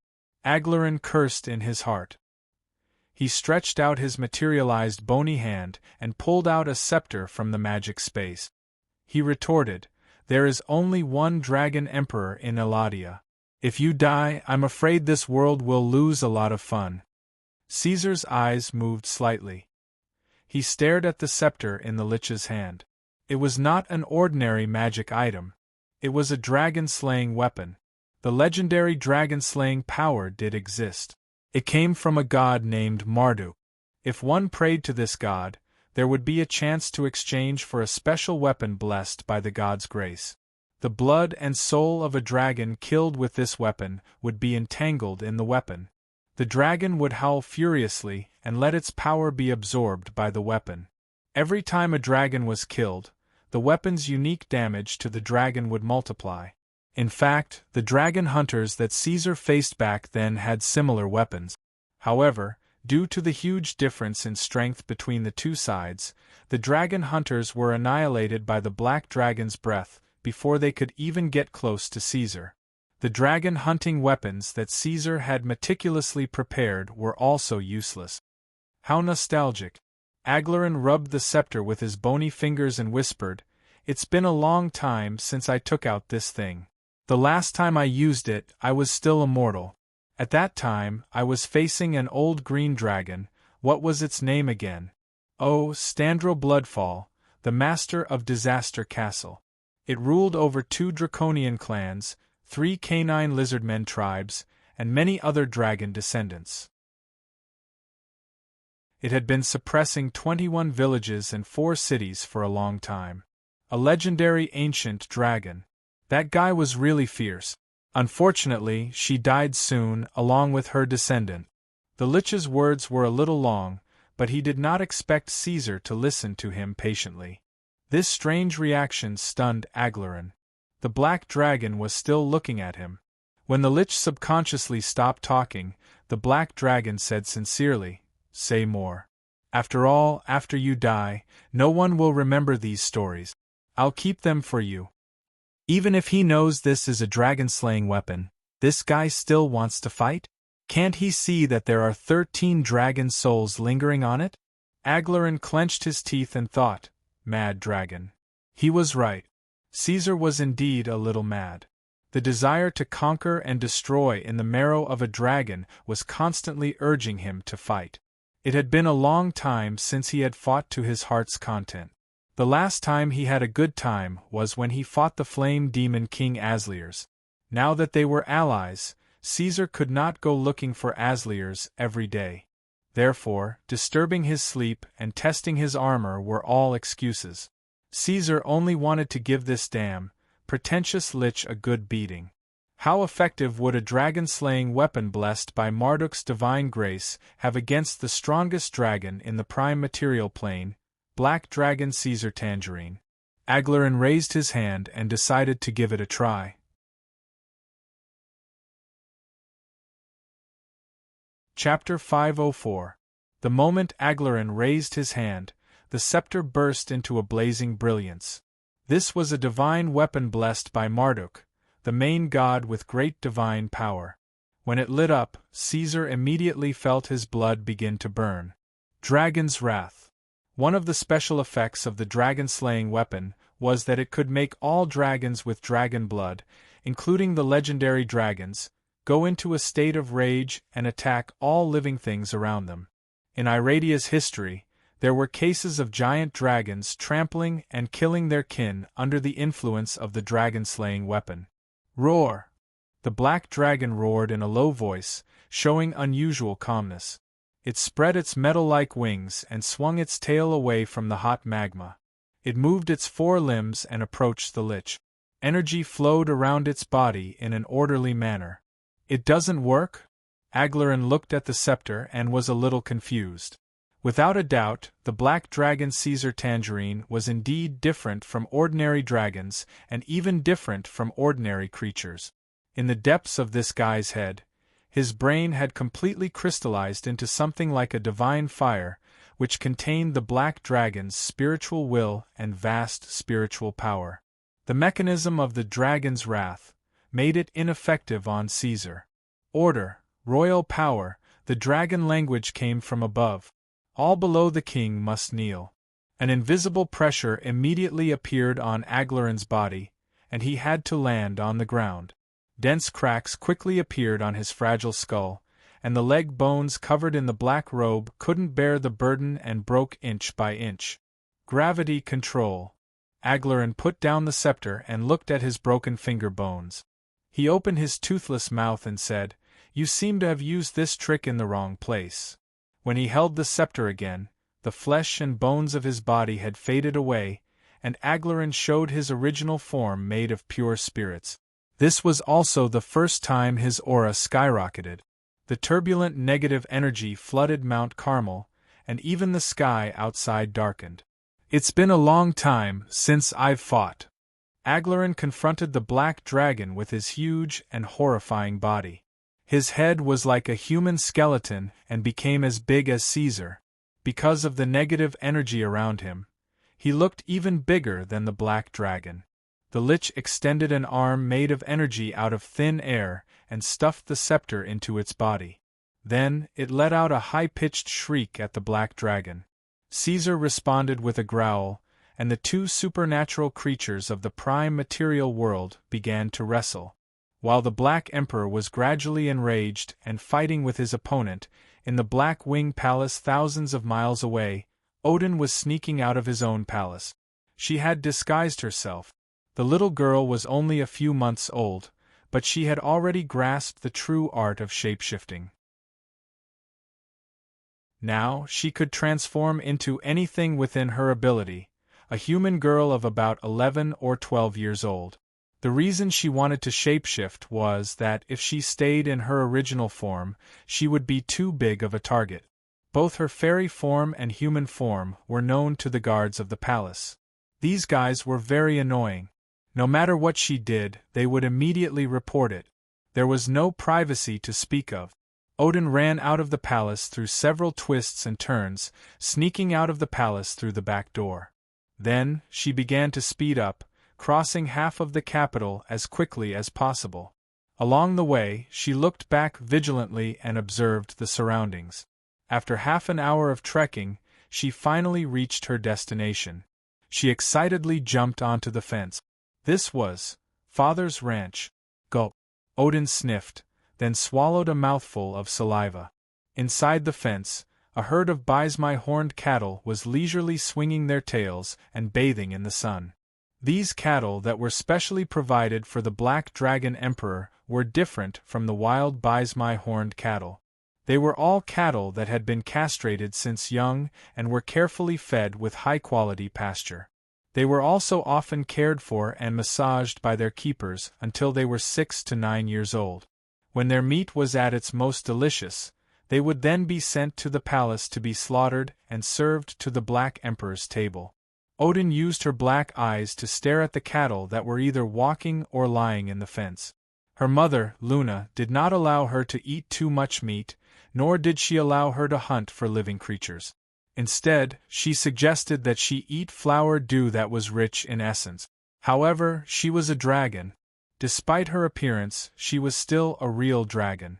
How could a dragon not eat meat? Ever since her father had let her have a taste of it last time, Odin couldn't forget the taste. However, even though they had been castrated, the Baismai horned cattle were still one of the most ferocious cattle in Iradia. It must be known that in the wild, the beastmen of the Stone Crow clan would encounter trouble and danger when hunting them. Now, the leader of the cattle could clearly feel the hostility of the little thing outside the fence. It raised its huge head warily, and its round eyes became irritable. Meh. Odin's hunting instincts made her imitate the horned cattle and let out 2 provocative roars. The leader of the cattle was instantly enraged and charged towards the fence. Then, Odin looked around excitedly and found that the guards and keepers were not nearby. She flipped over the fence very gently and ran towards the Baismai horned cattle at an extremely fast speed. Odin's movements did not show any signs of attack or defense. She looked like a little girl who was pouncing towards her parent. The leader of the cattle was furious. Anyone who had lost their freedom and was locked up in a cage would definitely be furious. It would vent its anger on any creature that was hostile to it. And this time, its target was the little girl in front of it. The angry horned cattle that was covered in muscles and black manes stomped on the ground with its 4 hooves. It lowered its head and charged towards little Odin with its horns raised. The muscles on its body flowed freely as it ran, and the long hair on its neck fluttered in the air, forming a majestic and beautiful line. Odin did not seem to be aware of the danger and excitedly ran towards the horned cattle. It looked like she wanted to give it a hug. Then, when the horned cattle's horns were a meter away from her, she suddenly floated up and twisted her body to jump onto the horned cattle's back. She let out a cry and bit the horned cattle's neck. However, the mouth of the little girl in human form was too small. This bite did not seem to have any effect. The horned cattle did not even bleed, so Odin used both hands. An unimaginable burst of strength. With just a twist, the leader of the horned cattle, which was as majestic as an exotic beast, had its bones and nerves broken. Its thick neck was twisted 90 degrees as if it was weightless. It twitched and fell to the ground with a bang, stirring up some dust and grass. Odin jumped down and grabbed the huge horned cattle. She carried it and skipped out of the fence. She spent a few minutes looking for a secluded place and threw the horned cattle down. Then, she started on the spot. She casually peeled off the horned cattle's fur and started eating without hesitation. I told you there would be no problem, Queen. In the royal palace, the leader of the gnolls, Hogg, bowed to Luna and said, "It's okay." Luna patted her chest. When she saw Odin charging at the horned cattle without any sense of danger, she was a little scared. However, it turned out that a beast of this level could not hurt little Odin. However, after a pause, Luna still frowned. But how can she eat a living thing like this? Well, the princess is His Majesty's child after all. Some of the dragon's habits will appear when she is young. However, when she is a little older, there should be no problem. Hogg explained. The scene in the picture was bloody. Luna did not want to look at it anymore. She turned her head and snorted. The stupid genes of a big stupid dragon. Okay, you guys go and tell her to finish eating and come back quickly. She still has class later. Hogg nodded in agreement. At this moment, Odin, who was eating with his head down, suddenly had an idea. He raised his head vigilantly and looked around. He frowned and thought for a while, then wiped his mouth. Is Father fighting? Is there something that can fight against Father? Let's go take a look. With a whoosh, she transformed into her fairy dragon form. She did not care about the horned cattle on the ground. She flapped her wings and quickly flew away.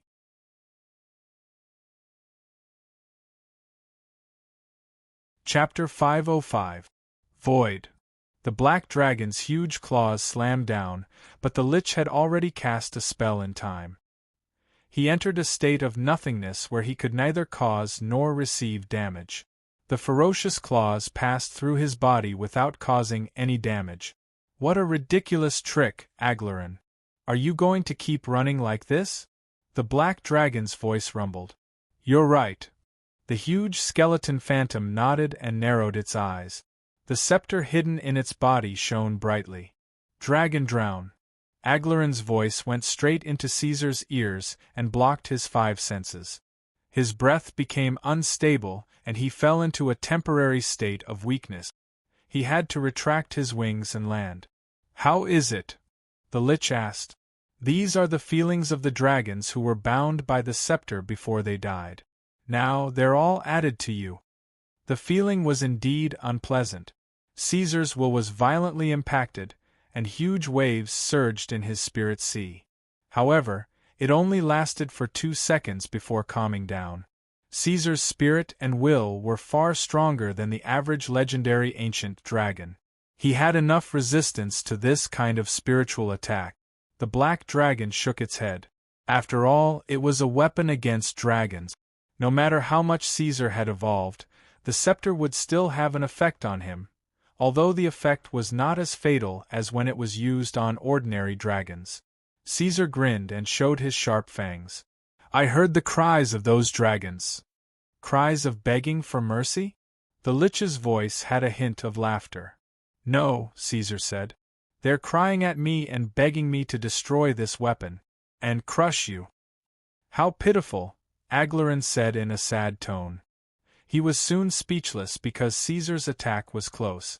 As the top creature in Iradia's material plane, the Lich had never thought that there would be something that could restrain his abilities so much. However, Caesar was different. This huge dragon's magic resistance was almost maxed out, and with the new undead iron armor, Aglarin felt like he was facing an iron wall. He could not use his godlike magic skills at all. The Lich was naturally at a disadvantage. He was suppressed by the black dragon to the point that he could not raise his head, could not keep up, could not fight, and could not block. These were the 3 problems that Aglarin was facing, and also the embodiment of the strength of the Black Dragon Emperor. At this moment, Odin crossed the distance at an extremely fast speed and sneaked into the mountain furnace that the dwarf had hollowed out. She drilled a small hole in the top and hid herself to peek. Extraordinary creatures were very sensitive to sight. If she was not careful, she would be discovered. She had to be careful. In the eyes of the little girl, the 2 creatures that stood at the top of the material plane fought fiercely. Her father's advantage was getting bigger and bigger. The Lich was already beaten to the point that he could not fight back. However, Odin keenly saw that under the appearance of tiredness, a light flashed behind the Lich's back. A second arm made of magic power was revealed. The bright blue substance of magic power was shining with a dangerous light. The pair of arms was very small. They were only half the size of Odin's body. Compared to the huge monsters in the field, they were as small as a speck of dust. However, peeking from the back, the fingers of the pair of hands danced in a very dignified rhythm. A powerful force was being formed. Caesar did not seem to feel anything. His face was expressionless. His claws pierced through the Lich's body. The magic power melted under his claws and disappeared. To be honest, I don't hate undead creatures. But I hate you. I hate your family name. To be more precise, I hate the current emperor of the unfallen empire who went against me. Then he shook his head. In that case, I don't hate you. I pity you, Aglaran. You were killed by your own son. Ah. Of course I'm pitiful. I became a lonely ghost without anyone to rely on. Sigh. Oh. Black Dragon thought for a moment and said, I suddenly changed my mind, Aglaran. I don't plan to kill you. Instead, I plan to give you a choice. Kneel before me, the king of the Black Wings in the north, and serve my empire. You should understand that your weak magic is no threat to me at all. Heh. The unique dry laughter of the undead creature echoed. You want me to kneel before you, Black Dragon. First, you can't give me anything. Second, although I've already embraced death, I won't help the enemy of the unfallen empire. Third, you're talking a lot more than last time. I know you're stalling for time to find out my trump card and deal a fatal blow. Actually, I'm also stalling for time to prepare my trump card. Father! Before the Lich could finish his sentence, Odin's scream had already sounded. Aglaran, who seemed to have woken up, raised his fingers made of magic power. His eyes were full of shrewdness. The energy that had been brewing for a long time gushed out, and the whole mountain creaked. Suddenly, countless small meteorites burning with black fire appeared on the top of the furnace. After several rounds of testing, Aglaran knew that most spells would not work on the Black Dragon. However, evocation magic was an exception, because the substances created by magic were real and could cause damage to the Black Dragon. Double gravity, solidify wild growth, these spells were not used on the Black Dragon. Instead, they were cast on the meteorites created with black fire. In just a moment they were dozens of times larger. Under the terrifying acceleration, they roared and bombarded. Immediately there were continuous explosions. Broken stones flew everywhere, and black fire splashed everywhere. The energy center of the furnace trembled violently and then collapsed. The whole mountain was collapsing. A huge black shadow stood up from the thick smoke and rolling stones. A low voice filled the sky. Is this it? Aglaran, this is your last resort? Of course not. On the other side, the Lich had already begun to speed up. Undercurrent, dense negative energy poured out, spreading into an overwhelming tide of darkness. Everywhere it passed, it was bound and trapped. However, its target was not Caesar, but Odin, who was tumbling and trying to avoid the collapse of the mountain. The so-called undercurrent was an invisible undercurrent. The flowing shadow of negative energy was like a slippery viper, flowing with the air. Little Odin did not have the ability to avoid the spells carefully prepared by the demigod. The next moment, she was bound by countless hands of darkness and pulled to Aglaran's side. Look, what a cute little guy. The Lich's huge skull appeared beside Odin. His eye sockets with soul fire floating in them stared at her. Child, your father is so incompetent. He didn't tell you not to get close to any supernatural creature.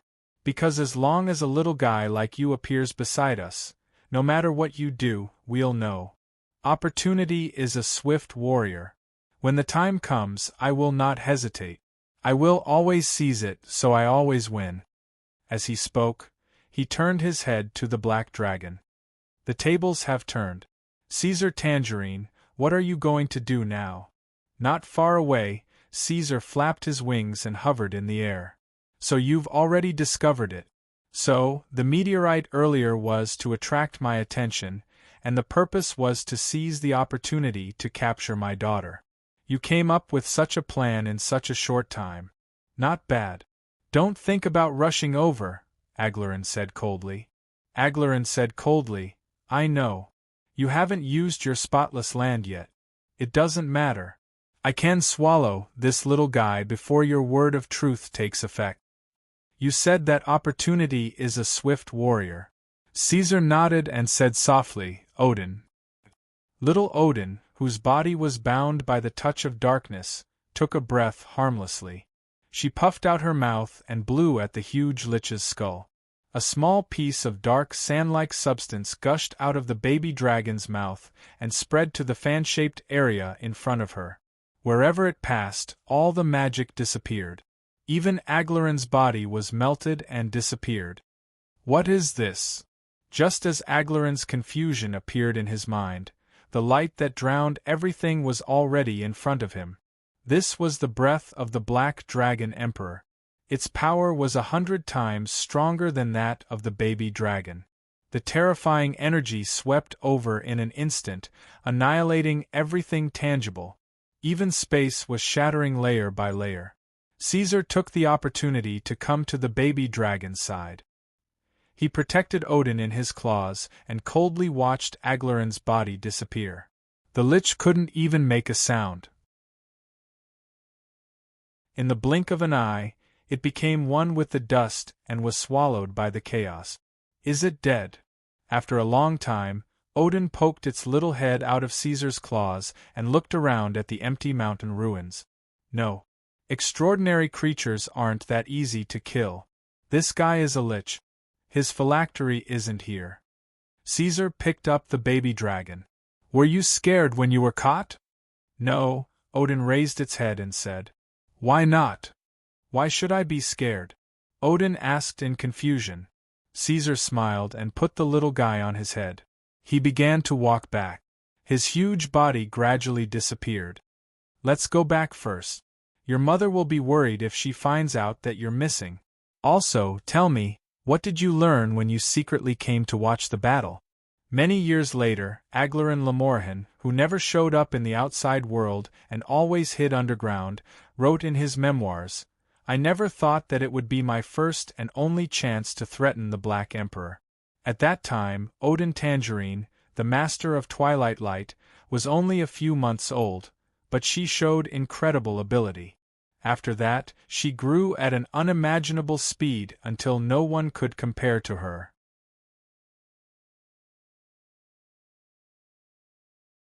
Chapter 506. Bizon, have you really met the high officials of the Northern Empire? In the central city of Vagars, in an open space on the outskirts of the city, a group of local farmers surrounded the bard and asked. Bizon held a harp in his hand and casually plucked the strings. After a string of notes, he nodded and said seriously, Of course. What he said was half true and half false. This guy was originally a wandering singer. Unfortunately, he had nothing and was not famous. Every day, his clothes were ragged and he did not have enough food to fill his stomach. Whenever he was hungry, Bizon would choose to sleep to resist the hunger in his stomach. Later, one day, Bizon did not know whether it was because he was so hungry or because he had slept for too long. In a trance, he saw a man in a black robe with a black claw pattern embroidered on his cuff. The man handed him an apple, and Bizon swallowed it without hesitation. Later, Bizon found that he gradually mastered a shallow trick called confusion. In order to do a good job of intelligence, to inquire about various news, and to integrate into various groups, the Blackwing Empire's intelligence department was trying to expand their external staff as much as possible. Caesar's strategy was to sneak into various countries through the shape-shifting monsters, and then use it as a base to develop the underlings. Bizon was one of the numerous underlings in the trading city who had been seduced by the shape-shifting monsters. He appeared in the city of Vagars, not because he was staying there, but because he had deliberately come here. In addition to investigating the intelligence situation in the city of Vagars, Bizon also shouldered the important task of establishing an intelligence station and doing a good job of public opinion. He had to promote the ruthlessness and toughness of the empire, and also satirize the selfishness and weakness of the head of the trading city to prepare for the Blackwing Empire to win over some city-states in the future. I heard that the Northern Empire is not as fierce and unruly as the rumors say. Instead, they are very friendly? A townsman asked. Whether they are friendly or not, I am not particularly sure. Bizon did not know how many times he had said similar words in front of countless people. But I can guarantee that after traveling to so many countries, the territories with the Blackwing flag are the most peaceful and orderly places I have ever seen. The laws of that country are strict, just, and without bias. If this happened in the north today, I don't know how they would deal with it. A farmer sighed. Another farmer said hatefully, in any case, they would not let it go like this. These nobles not only want to tax us, they also want to rob us of our food. What's the difference between these lords and bandits? The situation in the trading city was getting more and more complicated. On one hand, the leader Tishanmu and the Empire had signed the Iradia Trade Regulations and the Military Assistance Regulations to cut off all contact with the North, and dropped the Iradia Iron Curtain across the Iradia. On the other hand, thanks to the unremitting efforts of the Blackwing Empire and the local tyrant, the Clyde Merchant Group, the Central Region and the North had successfully established the 7th secret trade route. There were 4 city-states that had relied on the secret trade with the North to obtain huge profit. They were Nisto, Ols, Prin, and Serene. Given the scale of the trade, it was impossible for the local city lords to be unaware of it. This could only mean that nearly half of the city-states had already disobeyed Tarshimus's agreement.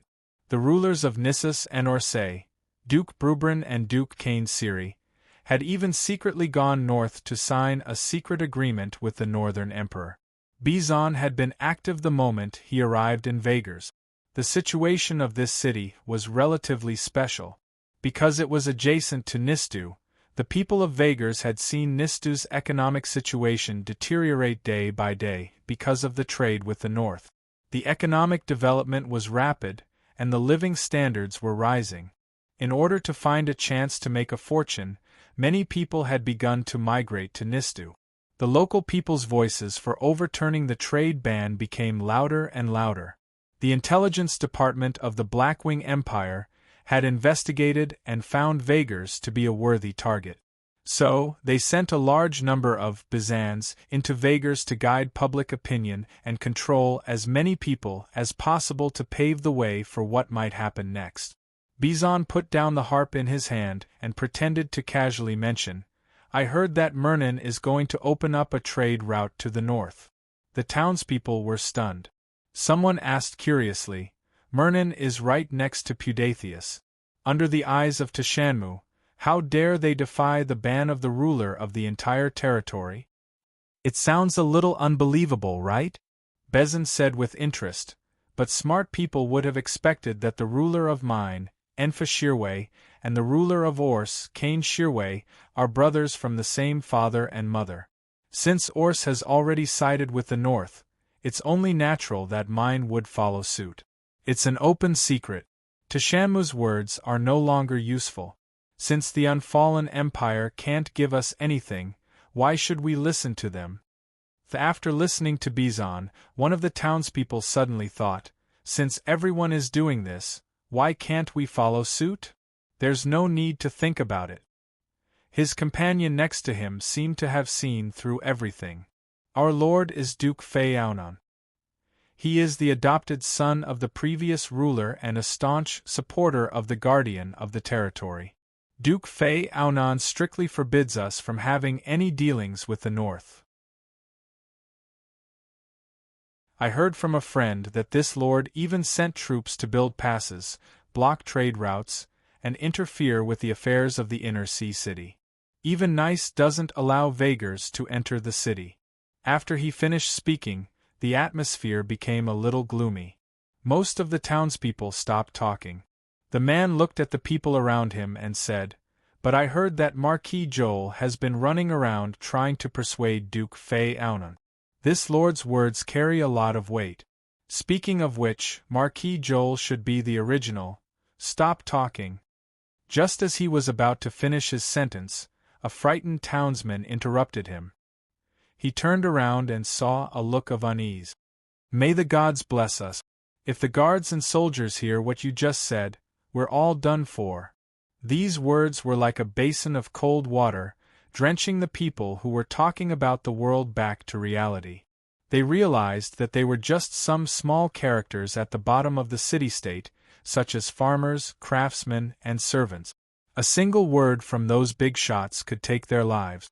The whole scene suddenly became cold, and no one spoke anymore. Sigh. After a long while, Bizon sighed and picked up his harp. "I should go to the tavern.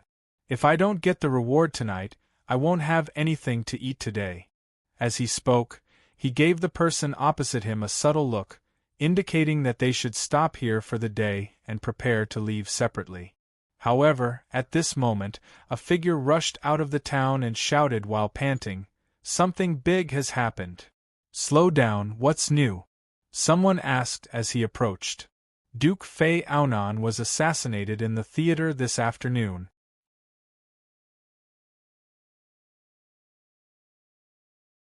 Chapter 507. My Lord Duke Fei Aunan was assassinated in the theater this afternoon. "I know." Joseph Lund sat on the chair and responded in a neutral tone. He reached out his hand and rubbed his temples. He paused for a moment before he raised his head and looked at the young scholar, who was full of joy. "You seem to be very happy?" "Lord Marquis," the young scholar's expression froze. His lips moved, but he did not know how to answer. Logically speaking, his master should be very happy that Duke Fei Aunan was assassinated. Marquis Joseph could take this opportunity to take back all the power that originally belonged to him. The Lund family behind Joseph Lund was one of the oldest and most prominent families in the central region. Their history could be traced back to Bear King Lothar Lund, a figure during the Second Era's northward migration. He had once defeated the ancient Orc coalition in the valley and then built the city of Vagars with other human leaders. In the thousands of years that followed, the Lund family had been the lords of the city of Vagars and the surrounding areas. It was not until 25 years ago that the previous king of Vagars was killed and devoured by the ancient red dragon Queen Aksui in a battle against the dragons. After this incident, Tashanmu immediately sent his direct descendant, Duke Fei Aunan, to Vagars to temporarily take over the position of governor. A young child cannot govern a city. This was the original words of Tashanmu. This sentence was not inappropriate at the time, but it was not until a long time later that people understood the deeper meaning. On the surface, Joseph Lund could still inherit his father's title of duke, the land, the army, and all the taxes. But in reality, other than the title of duke, everything in the city of Vagars was managed by Fei Aunan, who was the governor. After a period of time, under the double suppression of Tashanmu and Duke Fei Aunan, the power of the Lund family was gradually eroded, and their influence was decreasing day by day. Even so, the ruler of the holy city of Pudasius was unwilling to let the matter rest. 15 years ago, after Fei Aunan had taken complete control of the situation in Virgil, Tashanmu had casually found an excuse to remove Joseph's dukedom and demote him to a marquis. This matter had shocked the entire trading city at the time. Since then, the illustrious Lund family had been completely defeated and unable to recover from this setback. Because of this, one could well imagine Joseph Lund's hatred for Duke Fei Aunan and head of state Tashan. But what puzzled the scholar was that Marquis Joseph didn't show the slightest bit of joy at Fei Aunan's death. Instead, he seemed to be somewhat troubled. Joseph pondered for a moment, rubbed his face, and raised his head to ask, "Where's the murderer? Did you catch him?" He's been captured by the guards. The young scholar could not read his mind, so he did not dare to say anything more. But that guy refused to tell us who he was and who ordered him to do this. He committed suicide an hour ago. This was a planned murder, and no one had seen him before? The scholar shook his head. I've asked the patrols, but they all said that they had never seen him before. It's a new face. The identity of this person is still under investigation. Take me to see the killer. Joseph stood up. The scholar led him, along with a group of attendants and guards, to a heavily guarded camp in the governor's mansion. After the killer was captured, he had committed suicide halfway before he could be brought to the dungeon. The soldiers in charge of the capture knew that they could not escape punishment. They were terrified and did not know what to do with the body, so they could only temporarily leave the body here. The dead man was locked in a dark room with shackles on his hands and feet. His hair was disheveled, but his face was calm. The priest said that he had been cursed beforehand, as if he had already been prepared to die. Leave me alone for a while, all of you, Joseph said. Sir, this.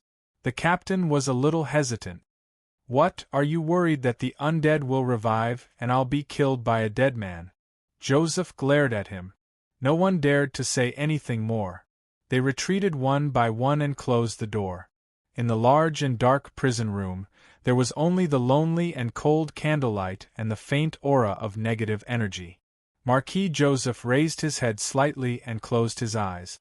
The next moment, the faint negative energy that overflowed from the body soared like wildfire in the wind. In the blink of an eye, it filled the entire room. It cheered and circled around Joseph, then rushed to the body and swam around it. After a while, Joseph opened his eyes again. The negative energy disappeared without a trace. He let out a long breath and sneered. Duke Virgil, Element Master Phaeonin, was assassinated by an ordinary person. After his death, he couldn't even enter the kingdom of God. If I hadn't seen it with my own eyes, I'm afraid I wouldn't have believed it. After that, he fell silent. He clenched his fists and stared at the body. This continued for a few minutes until a few drops of blood dripped from his hands. The veins on his hands were exposed. He had pierced his palms with his nails. Damn it! Joseph suddenly cursed fiercely. His voice was colder than the winter wind. 15 years, a whole 15 years. You don't know how many things I've done. Vassals, territory, army, and popular support. I could have easily taken back Virgil. I was already the master of Virgil. But, Phaeonin, you actually killed him. All my previous efforts have been wasted.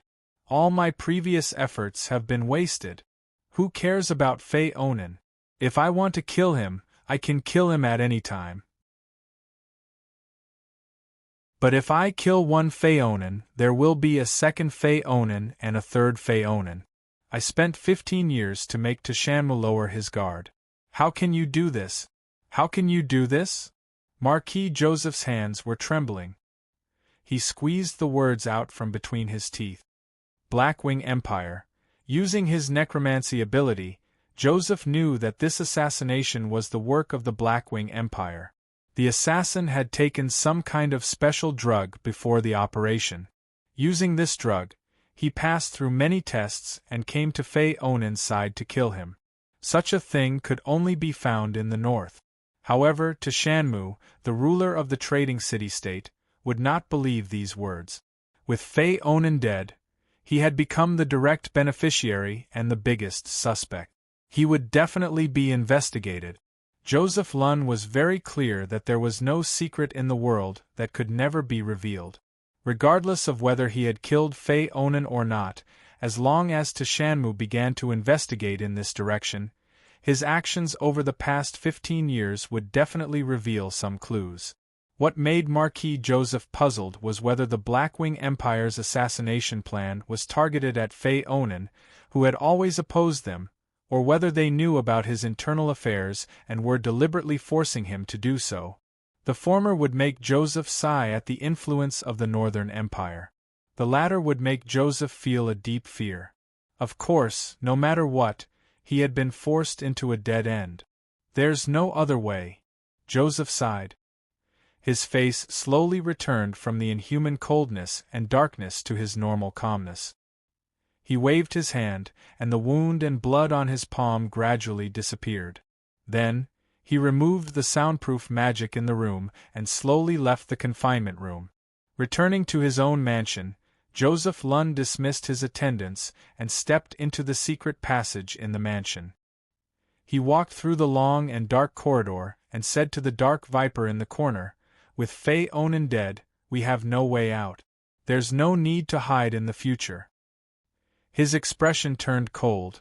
"Inform the vassals to mobilize the army and launch a surprise attack on Coer tomorrow night. Without that old bastard John Arthur, I'll see the bear flag of the Lund family on Coer City the day after tomorrow." This was not difficult. The king of Coer, the legendary sword Saint John Arthur, had died in the attack on the north. The elite troops of Coer City had been wiped out. Now, the large city-state was under the control of a woman and did not have much resistance left. The difference between them and Vagers was huge. However, the Viper in the shadows did not understand the deeper meaning of this. Attacking Coer does not give us any substantial benefits. There are no benefits, but we still have to do it. Cut off the path of retreat and show our determination. Marquis Joseph said, "Haven't they always wanted to interfere with the trading city-states?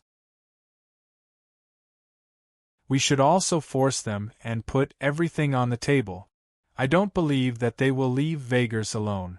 Understood. The Viper nodded and disappeared into the darkness. The war is about to begin. Joseph Lund stared at the thick black fog that could not be dispersed. Flames rose in his eyes. "I didn't expect that I would be the one to kick off the curtains. If I could successfully control the 10 city-states in another 30 years, I might have a chance to fight for hegemony. But now..."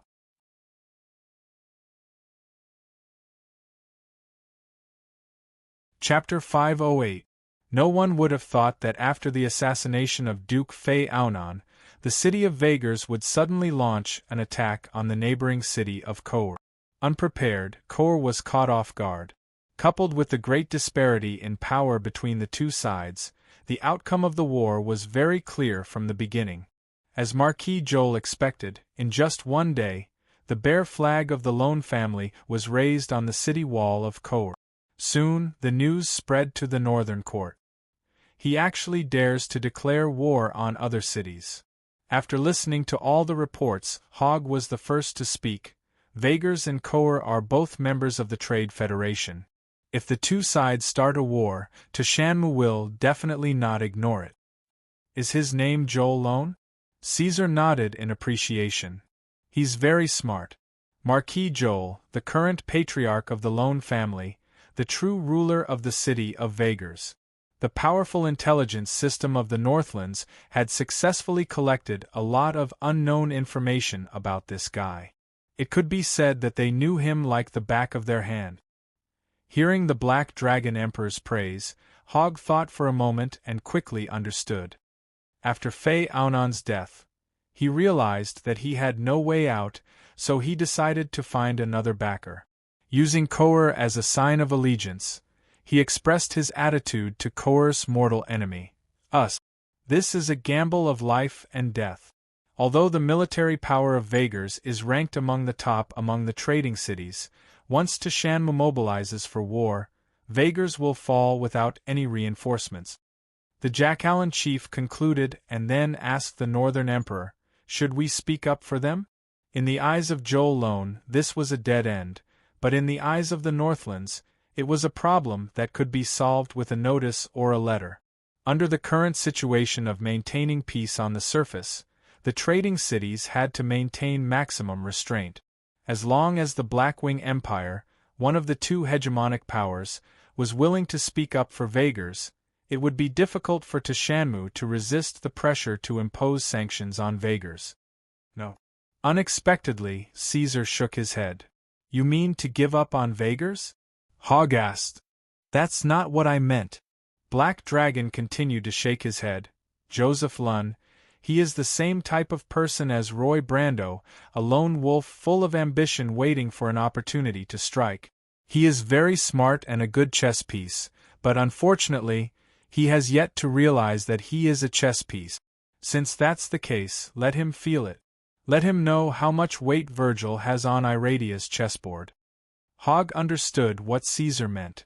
The Blackwing Empire did not say a word about the affairs of the trading city-states for the time being. They were waiting for Tishanmer to launch a war to punish Vigia. They were waiting for Joseph Ron to find it difficult to continue before intervening. What happens after that? Hogg wanted to know Caesar's next decision so that he could prepare for the next action in advance. Putting aside the indecisive and disgusting Prin and Main, Nistu and Ols have already signed an alliance agreement with us. Together with Vagers and Koer, it can be said that more than half of the trading city-states are living under the Blackwing Empire, Caesar said. The next step is, of course, to completely incorporate the trading city-states into our pockets. The legendary Noel nodded, pondered for a moment, and said, "But the empire on which the sun never sets should not ignore this." "Of course not." Caesar let out two sneers. "I guess after the North assists Vagers, they will soon make a move. I have to say that Human disrupted my plan and brought the war forward, but this is a good opportunity." The sky was dyed golden. Garcia Whisperwind put her hands on the ornately carved railing outside the window and stared at the gradually dispersing light. The dawn was right in front of her, creeping through the forest and fields, turning the earth from dark to indigo and then to green under her feet. Long snake-like water snaked out from the ridge of the mountain, and the waterfall outside the castle surged with white mist. Garcia could vaguely feel the water splashing on her face. "What else is there?" she asked. Tishanmer of the trading city-state is gathering troops. Behind her, her maid replied. Tishanmer once sent a messenger to Vagers and asked the rebel leader, Joseph Roon, to go to Pudasius to be punished, but Joseph Roon did not respond and sent someone to cut off the messenger's ears. So Tishanmer declared war, and wanted to use the blood of Roon's white bear to water the land. Garcia looked away and stopped watching the sunrise. No matter how beautiful the morning sun was, it could not lift her mood. She did not know how to feel when she heard that the Queen of the Blackwing Empire had already given birth to a son for the Emperor. "What about the Blackwing Empire?" she asked absent-mindedly. "Is Vagers' judgment supported by it?" "I'm not sure. According to our observations, the Blackwing Empire has not made any unusual move." The long-eared female elf realized that the Queen did not seem to be too concerned about political affairs recently, but she did not say much. "But the Wolfheart Kingdom of the Fox and Wolf Kingdom is mobilizing troops. Also, some countries in the Ersala region seem to have military operations. The Wolfheart Kingdom, Ersala, these countries are acting according to the will of that guy. Without his orders, they will not act on their own. There must be something we don't know." Garcia tucked her silver hair behind her ear and said uneasily, "Iradia is going to war, a large-scale, bloody war." The door of the room was knocked, and the maid heard it and asked. She left for a while and then returned. "Your Highness, there is one more thing." The maid said, "We just received news that Queen Luna of the Blackwing Empire went home yesterday to visit her relatives and has now entered the territory of the Elven Duchy." "Now?" Garcia turned her head. "You should know this news in advance." Garcia called the maid in the palace and changed her clothes while thinking about how to face Luna. She thought that if she could talk to Luna and persuade Caesar before the war began, she might be able to change the Black Dragon Emperor's mind. But as she thought about it, Garcia's thoughts would always stray. Luna's identity as the Queen, the daughter of Odin Tangerine, she had not seen that guy for a long, long time. The location of the meeting with the Blackwing Queen was a small garden. The garden was in the shape of a circle, with a white tower surrounding it. Blue flowers were planted on the soil and grass. Initially, the blacksmith had wanted to plant Yanan flowers, but Jaisha had rejected it. She did not want her garden to be filled with Yainan flowers like the one in front of the Blackwing Palace. That was prepared for Luna. Luna saw Garcia from afar and immediately got up, flapping her little wings and flying over. She hugged her passionately and even left a light kiss on her cheek. "Oh, Your Highness Garcia, I haven't been home for a long time. I didn't expect this place to have changed so much. I almost got lost in the oak forest." "How could that be?" Garcia replied with a gentle smile, feeling warm in her heart. Thank goodness Luna was still that cute, lively, and shy girl. She did not have the arrogant and noble appearance of the Empire's queen.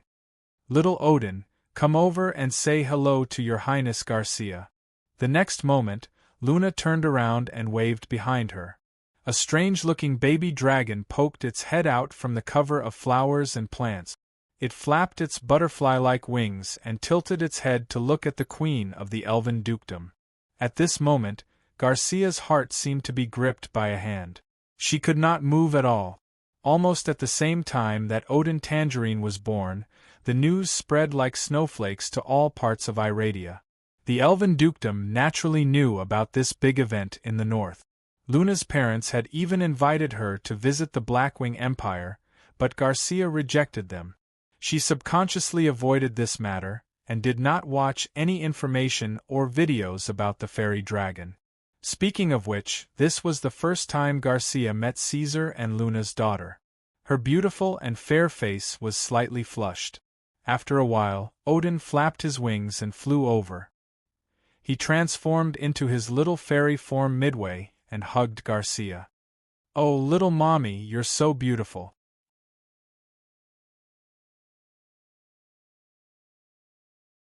Chapter 509. A middle-aged man in leather armor was walking on the city wall with a sharp sword in his hand. The weather was still cold, but his forehead was sweating. Joseph Lunn looked around with a gloomy face. After the Battle of Koer, he had been assassinated, but it was not a big deal. In the hands of a person with a special status, there would naturally be many special resources. Joseph had been preparing for his secret plan for a long time, of course, including the military.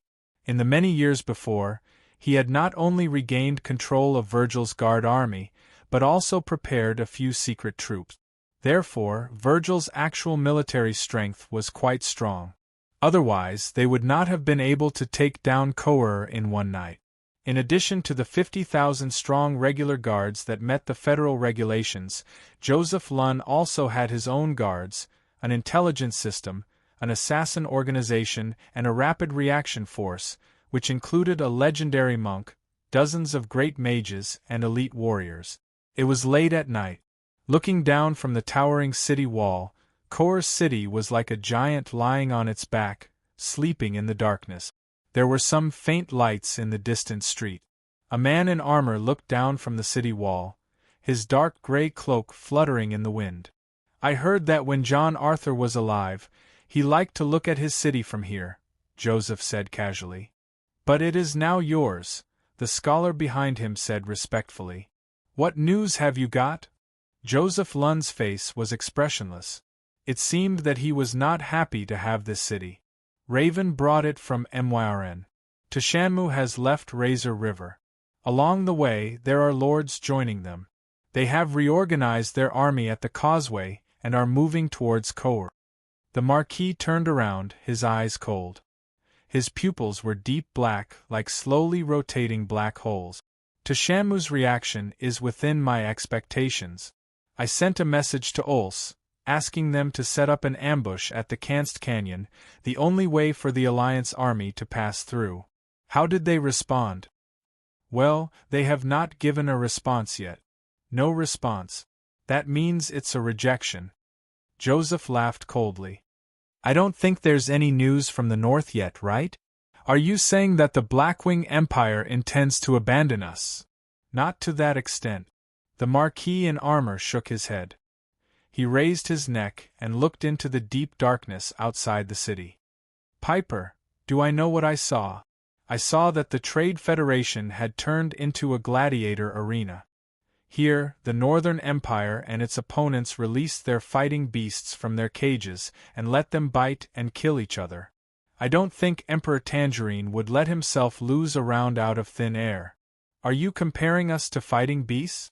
Scholar Piper tightened his collar. Sir, I don't understand. The Marquis lowered his head and stared at his hand without speaking, as if he was observing his own palm lines.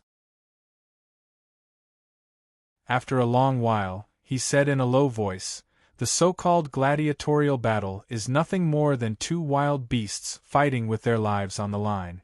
This is not rare in Iradia's uninhabited land. Why are there so many people shouting themselves hoarse in the arena? Because the two fighting beasts have been carefully raised. The masters have spent a lot of money to buy young beasts. During the growth process of the young beasts, there are servants in charge of their daily meals, spellcasters to induce their bloodlines, and beast tamers to provide training. In order to let the masters have the capital to boast, there are even people who clean their fur and teeth every day. The wrestling of two fighting beasts is actually a competition of the wealth of the masters behind them," Joseph concluded. He tilted his head and glanced at the scholar. "Piper, do you understand now?" "I understand." Piper nodded heavily. He sighed and said, "We are just beasts in a cage, and they are the high and mighty masters. How humiliating!" "It's not just us. Duke Enfa of Fanon, Archduke Kane of Ols, Mayor of Nistu, Governor of Elanti, and even the so-called ruler of the entire territory, Tashanmer, who is not the same." Joseph Lund's voice was distant, but his words were clear. "If you want to blame someone, you can only blame yourself for not having enough power in your hands." "Oh, Piper, there's something wrong with what you said," the Marquis said softly. "We are not fighting beasts yet. I think the reason why the Northern Empire has not released the signal is because they want to see if we have the qualifications to be fighting beasts. It seems that we need to fight this war ourselves first." The scholar's throat was dry and his voice was bitter. "With Vagers's strength alone, you want to face the entire Central Allied forces?" "The Central Allied forces." Joseph Lund let out a mocking hiss. Tashanmer was blinded by anger and rushed to Kour to reclaim the lost territory. Time is tight, and the other city lords will not join him so quickly. Right now we only have to face Pudasius's troops. He was right. Although the Trade Federation was nominally governed by the ruler of the entire territory, every city lord had a main city, several castles, and a dozen or so villages. In their own territory they had complete autonomy, and their ruling power was no different from that of a king. Even if Tashanmer was the head of the Federation, he could not directly mobilize the troops of other cities.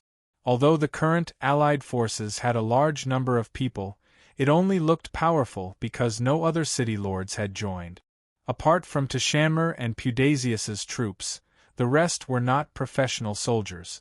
Other than the most inconspicuous farmers and slaves, there were also mercenaries, wandering warriors, adventurers, and bounty hunters who were eager to plunder.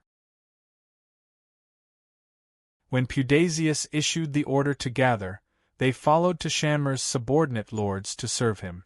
"My lord, what do you plan to do?" the scholar asked. "Tashanmer, that idiot, bringing along those useless fellows will only cause chaos. Assign a small number of troops to defend Kour. We will go south along the causeway and cross the swamp." Piper hesitated. "Take the initiative to attack?" Joseph did not reply and continued, "After crossing the swamp, the cavalry will take the first step and secretly circle around to the rear of the Allied forces through the Tarda trade route. The infantry will continue to advance through the Avenue of Freedom." "You want to split the troops into two and have the cavalry attack Tashanmer's troops?" the scholar said with a frown, as if he did not agree with this tactic. "Piper, you are someone close to me, so you should know that we have a third army," Rune said. Joseph Lund said, "Once Tashanmer knows that I have left Kour, he will definitely lead his army to fight with our main force. There are spies of Pudasius in Virgil's army, so he will focus on ambushing our cavalry. That will be Viper's chance. In order to make Teshamur believe, we must send all the cavalry to the Tarta trade route. The cost of this bait is too high. The scholar said hesitantly, even if we win this battle and beat back Teshamur, when the other city lord's troops arrive, we will have no power to resist them. This is exactly what they want. I am guessing that when the other city lord's troops arrive, our allies will also arrive, the Marquis said with certainty. I am lying, Joseph said softly in his heart. He was not sure if his allies would arrive at that time, and he was not even sure if Virgil had any allies. Everything he said before was based on his own conjecture, and had no basis in reality. However, these words could not be said out loud. As a city lord and as a commander, he had to appear confident at all times. Otherwise, under the immense pressure of the Trade Federation, Virgil's army might suddenly fall apart. Joseph Roon suddenly turned around and walked down the steps of the city wall.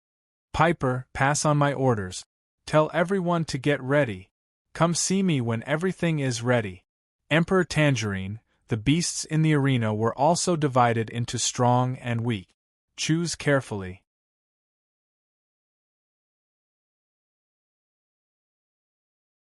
Chapter 5:10. You said there are pirates in the West Sea? When he heard the news, Caesar was lying on the ground playing cards with Big Eye. Corgi, who had the memories of a god, was gifted in this aspect. Although he had just started learning, he could already fight evenly with the Black Dragon. He was the only one who could make Caesar fight seriously.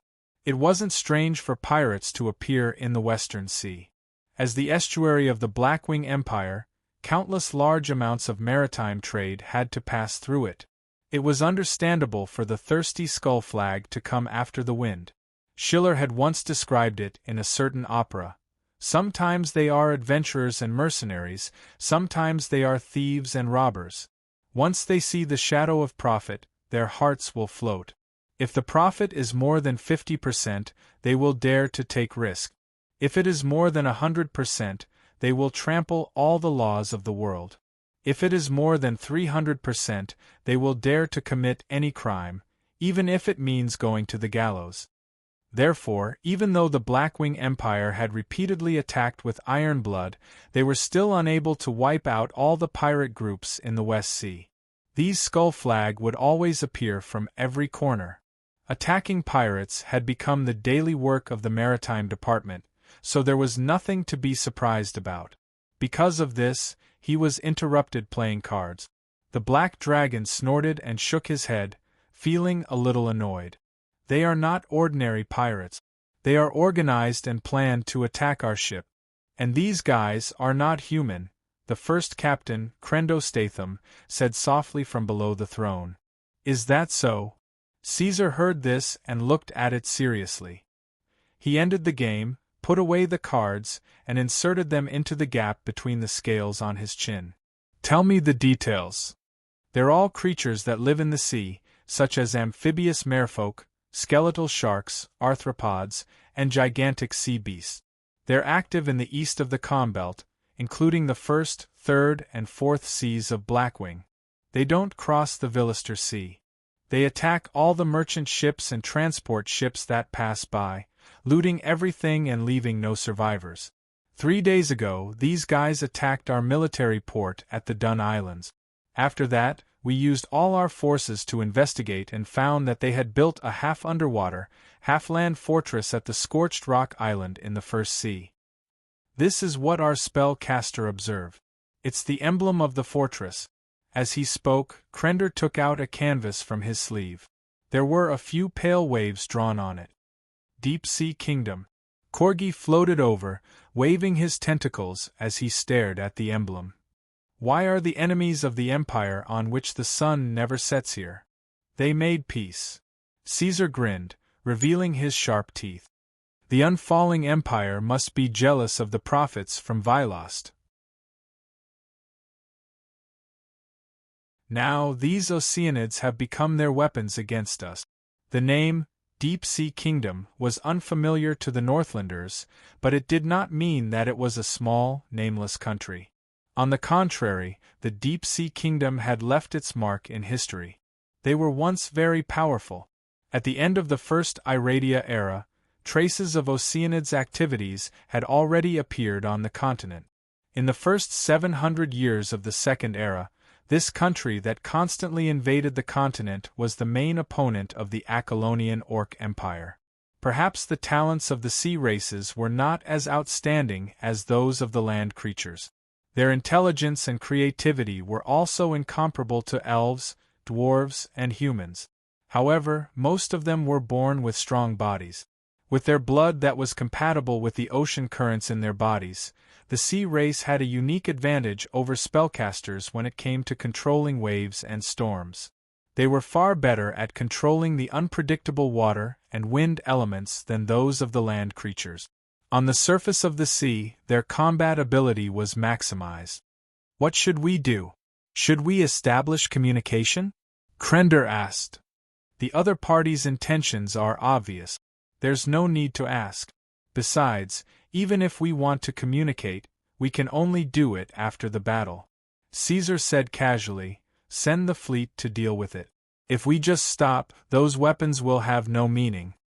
The Black Dragon ordered Hogg to arrange for the northern fleet to set sail, and at the same time, let Krender take over command of the fleet. It's best to be cautious.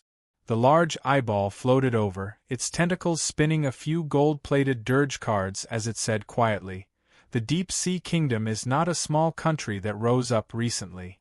They have a long history, and in the depths of an unknown territory, there may be more than one living demonic fish.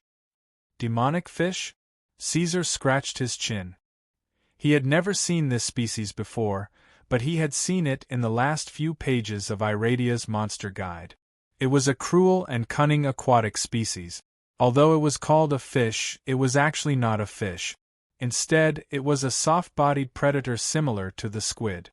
From a certain point of view, the demonic fish had more outstanding talent and growth potential than the dragons. They would inherit all the knowledge of the previous generation when they were born, and at the same time, they could absorb the memories of the prey they digested. This caused the demonic fish to be hunters that loved to devour their prey, and at the same time, had a high degree of intelligence. The demonic fish would usually enslave a large number of aquatic creatures. In some southern folklore, they were the kings of the deep-sea kingdom. Caesar recalled all the information about this species in his mind. After confirming that he had not missed anything, he snapped out of his thoughts. I understand. Arrange for the fleet to set sail. He still insisted on giving the order to Hogg, then turned to Krender and said, deal with the fortress on Scorched Rock Island first. If there are any other problems, report to the court immediately. Understood, replied the two in unison. Over the years, the Blackwing Empire had invested a lot in the military, and the Navy had never stopped building warships. After the Industrial Revolution, the strong industrial strength and technological reserves allowed the northern lands to create steel behemoths that far exceeded the current era. The Northern Fleet's ironclad warships were completely built with forged iron, and they also used all the new technologies of the northern lands, including magic systems, steam-powered hybrid engines, large-caliber breeches, watertight compartments, propellers, and anti-magic armor on the sides. Now, after many years of construction and replacement, the Blackwing Navy was mobilized in full force. Surging steam shrouded the sky, and the surface of the sea was torn apart by steel behemoths. Under the control of the sailors and the commanders of the subships, the Northern Fleet set off from the steam in the bay and headed southwest in a spectacular formation. As an ordinary navigator, there are too many things in the sea that we can't fight against, such as storms and sea monsters. When you see them, you can only choose to run for your life. But if you are in a steel warship, you will suddenly find that you can face them head-on and defeat them. Taken from Krender Statham's epic-making warship.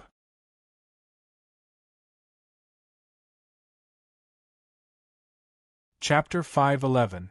Chief Captain, the magic net system has detected a giant creature moving underwater ahead. It's estimated to be more than 20 meters long. Inform the guard fleet to deal with it. Crendo waved his hand casually, his brows furrowed as he stared at the map on the table.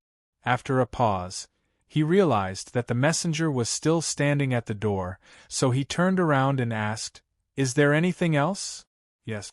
The messenger hesitated for a moment before saying, "Although we can't confirm its true intentions, some of the staff in the analysis department believe that it seems to be sending us some kind of message." "Is that so?" Crendo looked away from the map and thought for a while before saying, "Send a scout ship over to take a look." The scout ship that received the order quickly sped up, like a fish that had escaped from a school of fish. Scout ships were different from other ships. They were cheap to build, and in order to pursue speed and mobility, their lightweight hull was not made of wrought iron. Instead, the wooden hull was covered with a thin layer of armor, and they were much smaller than the regular Blackwing battleships. The scout ship was powered by magic steam-powered sails, and its speed was 3 to 5 times that of the Blackwing Empire's normal ship. It was also the fastest ship that Iradia knew of. 10 minutes later, the scout ship reached its destination at full speed. As usual, it set up a communication node, transmitted its coordinates to the fleet, and waited for further orders. The waves became unstable, and bubbles constantly emerged from the bottom of the water. Soon, a large creature emerged from the water and appeared in front of the Blackwing scout ship. A crab? This was the first thought that appeared in the minds of the scouts. The creature in front of them looked no different from the hairy crabs that humans ate. It had a dark red shell, 4 pairs of limbs, and 2 dancing pincers. The only difference was that it was hundreds or even thousands of times larger than a normal hairy crab. It rode the waves and sank a little when it got close to the scout ship. The seawater on its shell formed a whirlpool, and finally condensed into the image of a woman. "You're trespassing on my territory." The woman's face made of seawater was expressionless as she stared at the small ship below. "Outsiders, please state your intentions." The scout ship immediately sent the message back to the fleet's command center. "Your territory?" Although he felt that his intelligence had been insulted, Kendo still maintained his greatest restraint. "This is the Blackwing Empire's territorial waters. Every island, every rock, every creature, and even every drop of water here belongs to the Blackwing Empire. No matter who you are, immediately remove the defensive measures on Scorched Cliff Island and lead your army to surrender to the Blackwing Empire. Wait for the Northern Royal Court's decision. Otherwise, we will use coercive measures. Warning: only death awaits you if you try to resist by force. I am King Ibstow of the Deep-Sea Kingdom, Hill Canis." The woman's voice grew louder, echoing across the vast sea. "This is my territory. I don't care who you are." Crowendo ignored her words and repeated what he had just said mechanically. "All right." The woman took a deep look at the small ship, and her body, which was made of seawater, suddenly dispersed. "Let's try it." The waves in Windward Bay were turbulent. The black bailer moved with the tide, and the ever-changing wind made the sails creak. The Knight and Gladiator were on both sides, and further away were the Wicked Woman, the Ocean Phantom, and the Butcher. The distance between the ships was less than 20 meters. It seemed that these idiots had learned how to maintain a formation. Aenel felt a little annoyed. The rumbling of the bugle sounded across the sea, and the sound was hoarse and deep, like the whisper of the devil. The ships joined together. "Raise the mast, raise the sails, and get the oarsmen in position," Aenel ordered. "Set sail." The crew hurriedly ran to their posts. The Black Bear was busy, and so were the other ships. Earlier, when they received orders that the enemy was about to arrive on the battlefield, Honor immediately ordered these bastards to get ready to fight a beautiful victory for his master. Aenel looked to the southeast and stared at the Wicked Woman. Her sails were full of silver light, and the sail was covered with a skull-silver crown that symbolized the Pirate King. Aenel was almost as familiar with the Wicked Woman as he was with his own ship. She had 300 oars, and the sides of the deck were covered with ballistas. There were catapults at the bow, middle, and stern of the ship, which were used to throw burning barrels of oil. She was not only frightening but also very fast and agile. 7 years ago, it was this ship that stood in front of him, exchanging fire with his own black bailer, causing him to be badly battered. However, things were hard to predict. Today, 7 years later, they had become allies fighting side by side, serving the deep-sea kingdom together. To the people who made a living on the sea, whether it was the powerful unfallen dynasty or the newly risen Northern Empire, they were not as important as the deep-sea kingdom in their hearts. This was because the former could only affect the land, while the latter controlled the entire sea. To the pirates, working for the deep-sea kingdom not only gave them the right to travel freely on the sea, but also the blessing of the furious gods behind it. This was what Aenel dreamed of. He felt a numbing itch in his right leg that had disappeared. Yes, the deep-sea kingdom had given him the opportunity to earn this favor with his own efforts. "Line up!" he shouted. The 100 oars of the black bailer entered the water at the same time. The oarsmen beat the drums loudly, and the sound of the drums was like the giant heartbeat of a monster. With every beat, the oars moved a little. The well-trained oarsmen moved as one. The knight and the gladiator next to them also spread their wooden wings at the same time. 6 of the 9 pirate kings from the Sea of Stars, the South Sea, and the Flaming Strait had come. The 6 ships moved at the same speed and sailed out of the Windward Bay together. Behind them were countless pirate ships and privateers. Aenel heard the pirates cheering and encouraging each other across the sea. Ever since they were teleported to this place from the Sea of Stars by the Deep-Sea Kingdom, they had been staying on an isolated island, cooped up in their cabins, doing nothing all day long. The pirates who were thirsty for blood could not wait to fight and plunder. They were full of confidence and firmly believed in victory. In this regard, Aenel was different from the other pirate kings. He was a little worried. In terms of understanding of ships, oars, ballistae, and the coast, Aenel could be considered as the best in the entire empire. He had also fought with blades and bathed in blood on wet and slippery decks before. However, today, he felt that he had become the young boy who boarded a pirate ship for the first time. He was both nervous and scared. The main reason was that until now, the Deep-Sea Kingdom had not revealed any information about the enemy. He only knew that he was going to face a fleet, but he did not know anything about the size of the fleet, its strength, who was the commander, and so on. However, the enemy that the 6 pirate kings had to deal with together was definitely not weak. Aenel thought to himself.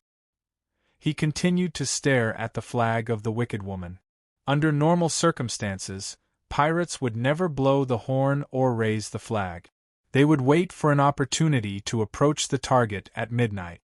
Once they smelled the signs of danger, they would turn the ship around and escape faster than the wind. If I were King Ibstow, I would definitely not do this. First, I would choose a few of the fastest pirate ships to surround the enemy and carefully investigate and spy on the situation. Before I know the specific information about the enemy, I would definitely not rush in so rashly.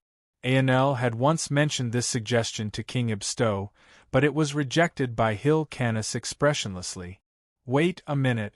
Are we carrying out a mission to carefully investigate and spy on the situation? A terrifying thought suddenly appeared in Aenel's mind. At the same time, his deputy reported that the fleet was about to arrive at the location designated by King Ibstow.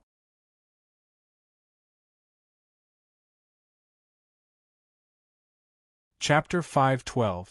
The sea was noisy, filled with roars, shouts, the vibrating sound of horns and flutes, the sound of hundreds of oars hitting the water, and the sound of sails and flags flapping in the wind.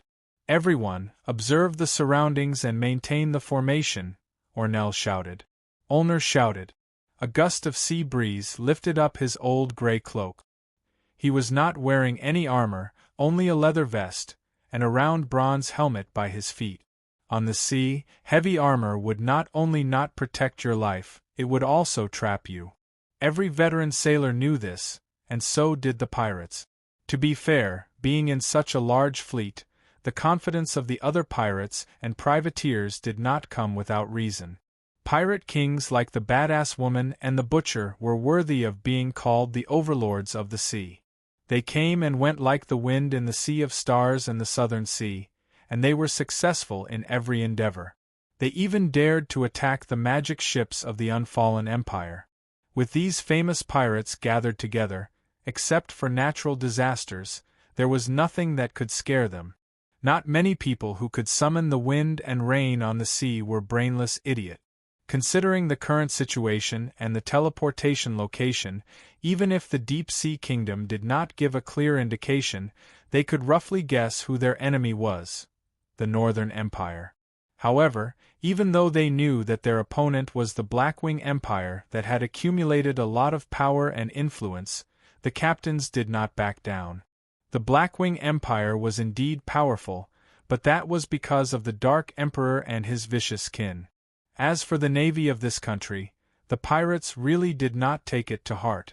This was because they knew that a real fleet was not something that could be built with money and magic alone. In order to build a powerful fleet, the first thing one needed was the support of the shipbuilding industry and seafaring talents. However, the Blackwing Empire, which had been established for less than 100 years, obviously did not have the ability to do so. It was said that they had to recruit talents from the central continent and place orders to the inner sea cities. In the eyes of these pirates, the so-called fleet of the Blackwing Empire did not have any reputation or actual combat experience. It was just a sea caravan formed to open up the trade with Villister.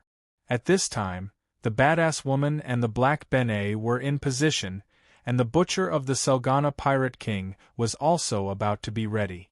On the starboard side of the butcher were the warships piloted by Selgana's 3 adopted sons: the Pain, the Wailing, and the Begging. Their decks were full of archers. The Fury was at the back, slowly approaching. It had 200 oars and the largest ram in the fleet, black like the head of a beast. This fleet spread out on the sea, quietly waiting for the enemy to arrive. Soon, in their magic vision, the pirates saw the appearance of their opponent, Goddess Umberlee. Dozens of pirate ships almost immediately put away their flags, turned around, and fled towards the south. The pirate group did not have any unified will to speak of. Every pirate ship was an independent and equal individual in the group. Due to the difference in strength and the recognition of the strong, these pirates might usually obey the orders of the Pirate King, but in a matter of life and death, this loose group would lose the binding force of an individual.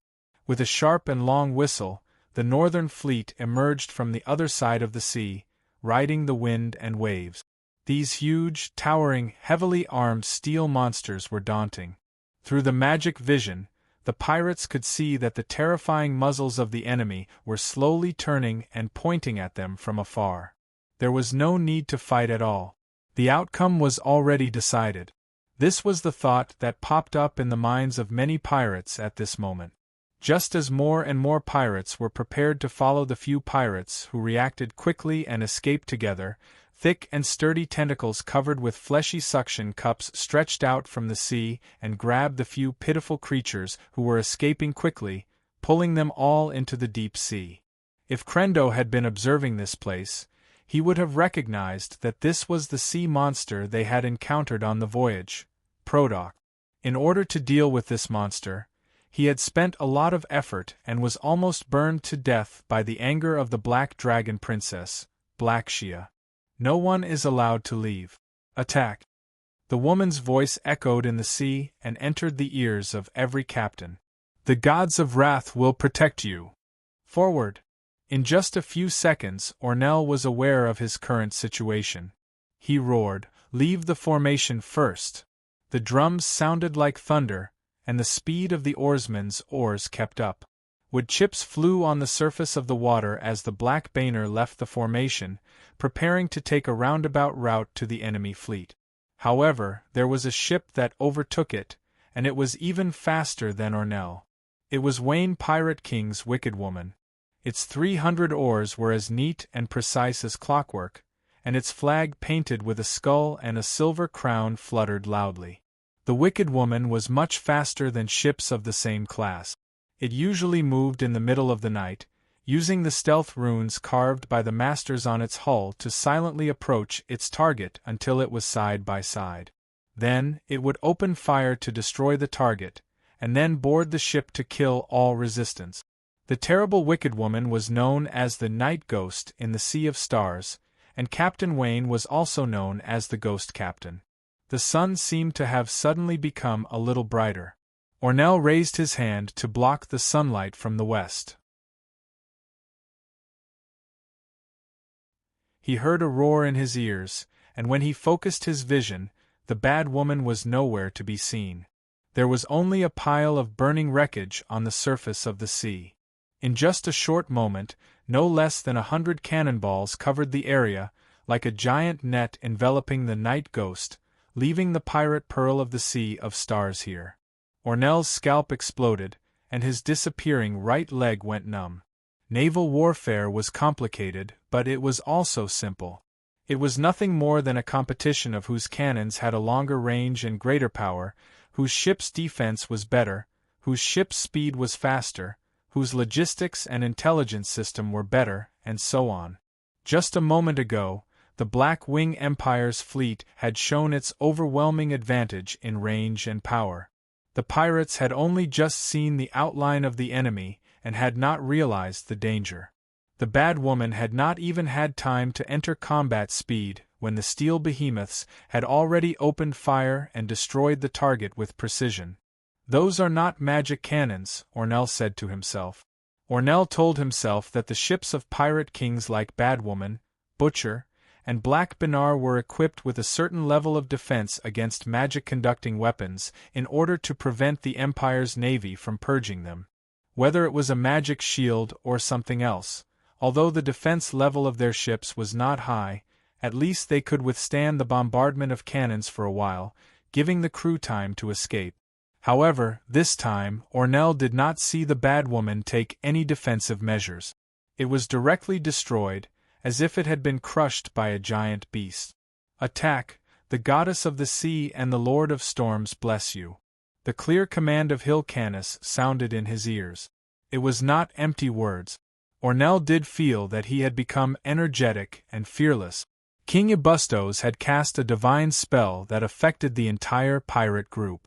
Fortunately, the deep-sea kingdom has not abandoned us. The pirates could not help but have this thought in their minds. The entire pirate group began to move forward. Their range was far inferior to the enemy's.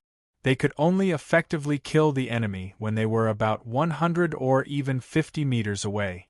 What made Ornell feel relieved was that, after the first round of attacks, the enemy's second round of attacks did not come. The fleet did the same thing as the pirate group. The steel behemoths were also moving forward. This made Ornell begin to doubt the ability of the enemy's commander. Was the enemy's brain damaged? Instead of using their huge range advantage, they took the initiative to close the distance with the pirate. Wait a minute, aren't those ships a little too fast? Ornell suddenly realized. Even if the wind was blowing, the enemy's speed was too fast. In less than a quarter of an hour, they had covered about twice the distance of the pirate group. What a monster! Although he had seen their appearance through the prying eye before, it was a completely different feeling to see their silhouettes gradually growing larger in his field of vision. Unlike the armored fleets in the south that had copper plates wrapped around their wooden hulls, these ships had a metallic luster to them. Even the strange chimneys and decks on the ships were the same. The heads of the ships were like sharp cones, splitting the seawater in half. Ulner was an old pirate. Just by looking at the white waves that were created when the ships were pushed away, he could roughly estimate how fast these monsters were sailing. The Fury rushed forward. The blessing of the goddess of the sea made it look like a fearless warrior. Its captain, Payne, was indeed a fierce and tyrannical warrior. The Fury's fighting style was completely different from other pirate ships. It was not fast, and there were few crossbows and guns on the ship. The only thing it relied on was its ram and hull, the legendary ram and hull. Seemingly aware of Pirate King Pan's strategic intentions, the Northern Fleet sent a ship similar in size to the Fury to leave the fleet in an attempt to stop the Fury. This scene seems familiar. Ornell thought to himself. 2 years ago, he had his eyes on a treasure ship going to the Hejin Kingdom. Unfortunately, pain beat him to it. He clearly remembered that the owner of the treasure ship sent a frigate to try to stop the Fury to buy time for himself to escape. In the end, the frigate was crushed into the sea by the Fury. Would the steel be able to stop the legendary ram?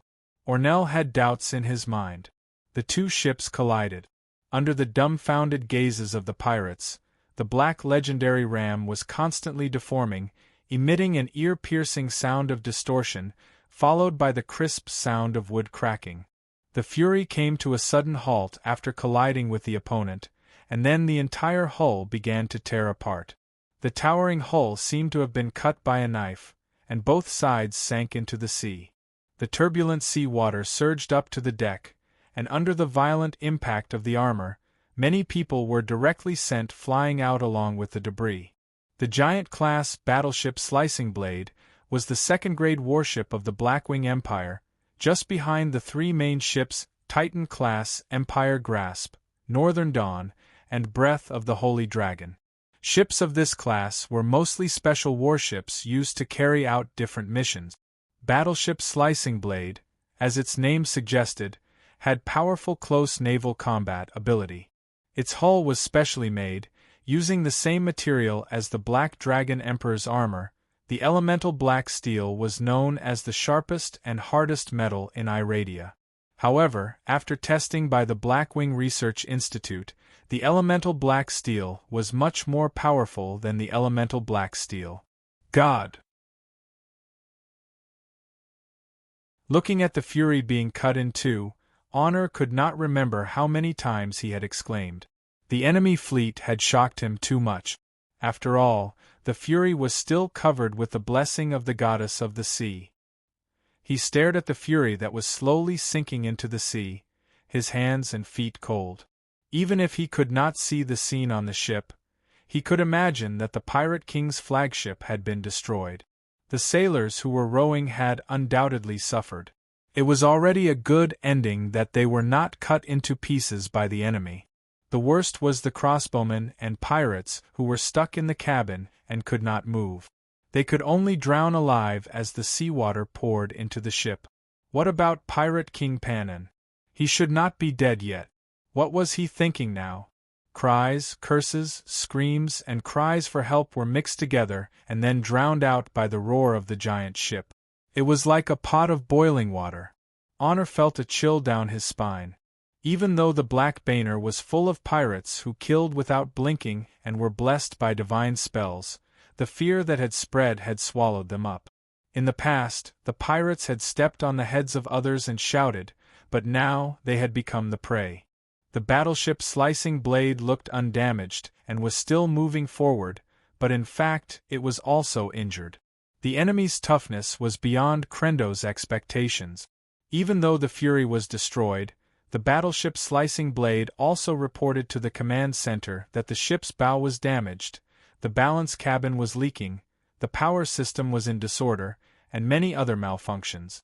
It seemed that they would have to stay in the dock for a few months after returning home. However, this was enough. The fighting spirit of the pirates had dissipated with the destruction of the Fury, and the only thing left was a massacre. Honor had been at sea for many years, but this was the first time he had seen such a battle. The enemy's warship was rampaging, and it was ahead of his pirate ship in all aspects. The steel hull, unparalleled firepower, and unstoppable speed of these two fleets, which did not seem to belong to the same era, were immediately decided the moment they clashed. He gritted his teeth and was ready to order the Black Banner to open fire and board the ship, but he did not get the chance to do so. He chose to surrender. The screams and moans of the pirates floated in the air. The survivors had completely lost the will to fight. Even if the deep-sea kingdom threatened them with their lives, they still could not stop the pirates from fleeing into the depths of the sea. Even if they knew that it was still a dead end, they would rather die than endure this suffocating pressure. Warm-up complete. In the flagship of the Empire's grasp, Crendo clapped his hands and used the magic communication device to order the commanders of the other ship. Everyone, cheer up and prepare for battle. The seafolk are here.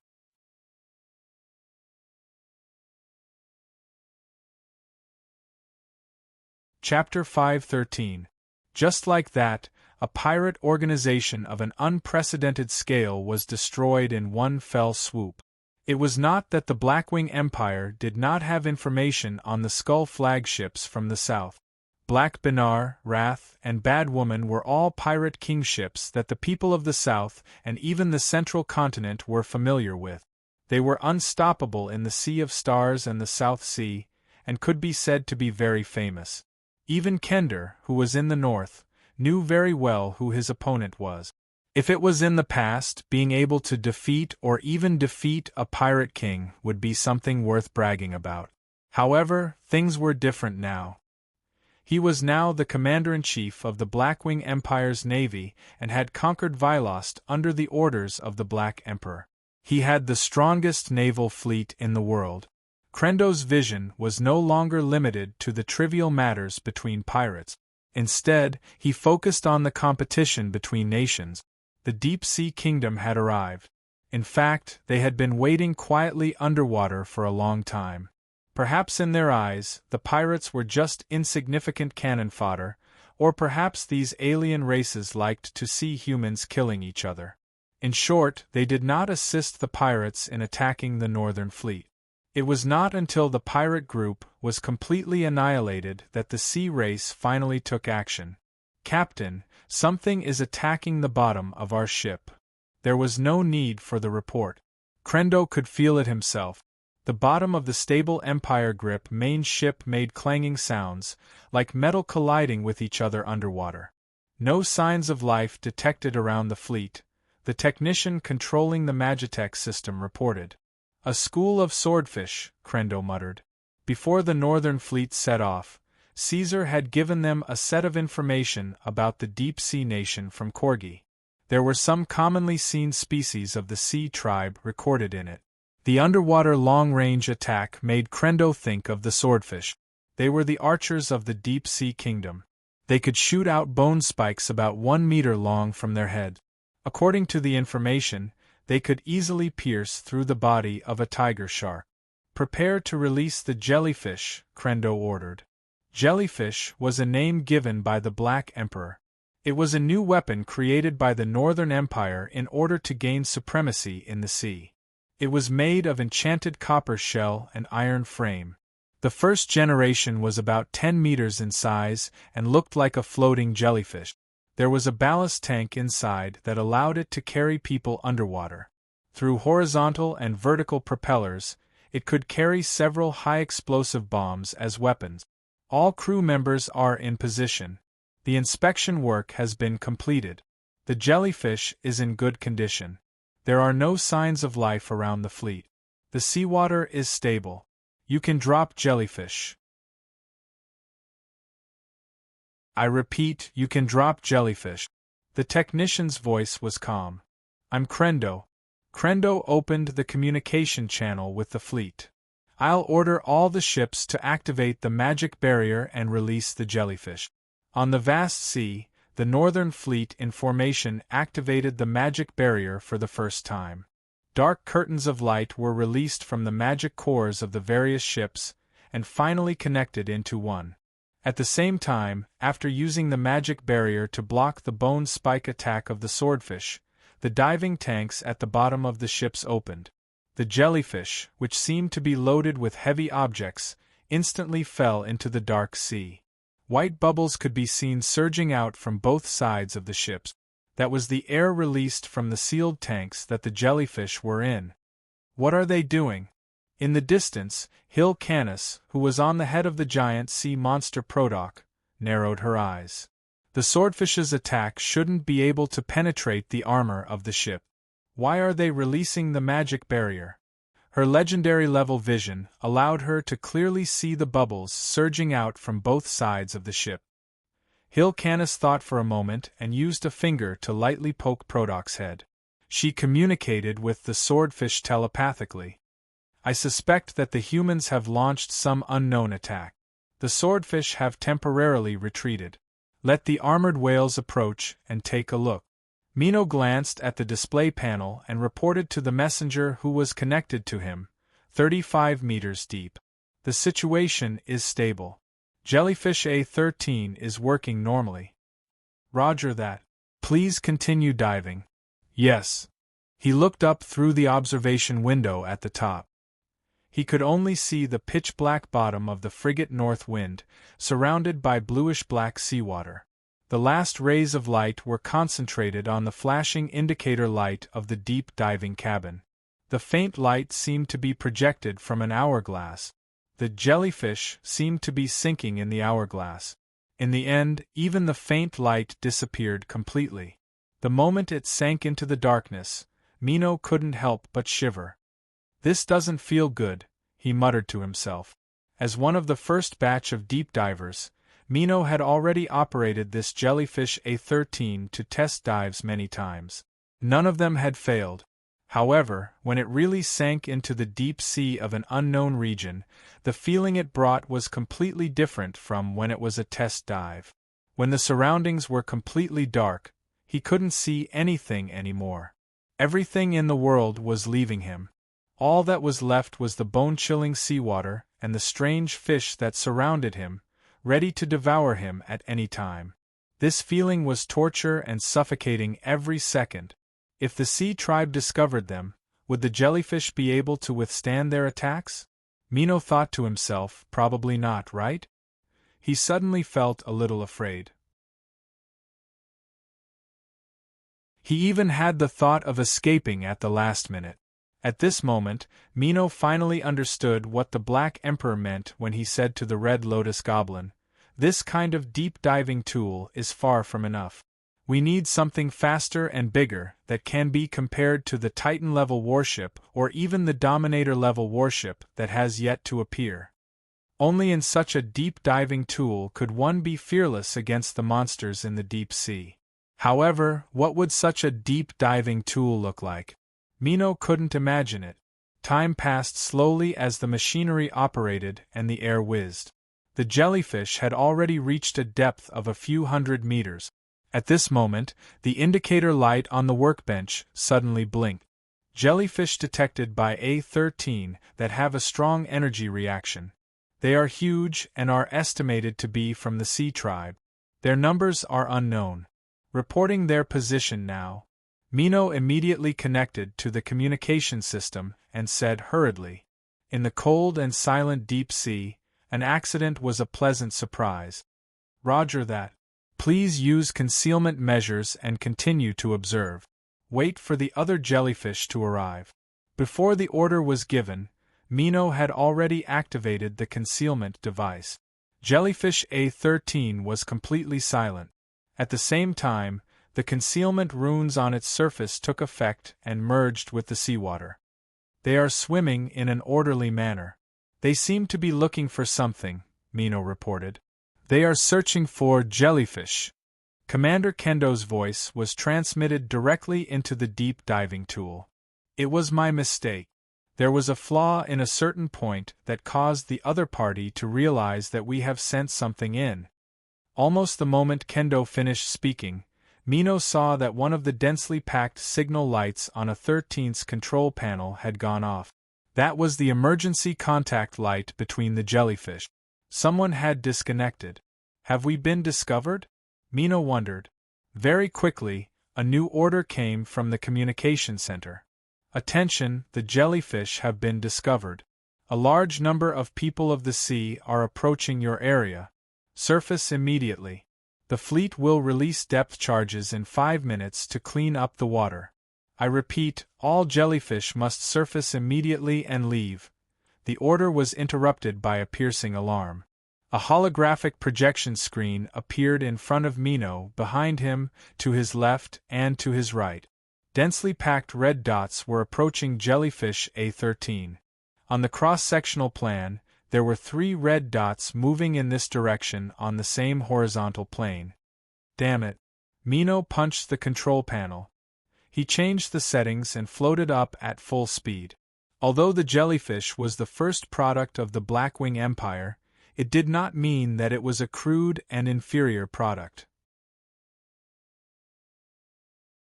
On the contrary, even with Caesar's foresight, the combination of industrial technology and magical alchemy, the jellyfish was a rather perfect underwater weapon. As long as the pilot operated it properly, a few armored whales would not pose much of a threat. For example, right now, Mino had released a high-explosive bomb that slowly floated toward the armored whale that was circling around. The bomb detonated at its jaw, and the armored whale that was trying to block his way was instantly flipped over.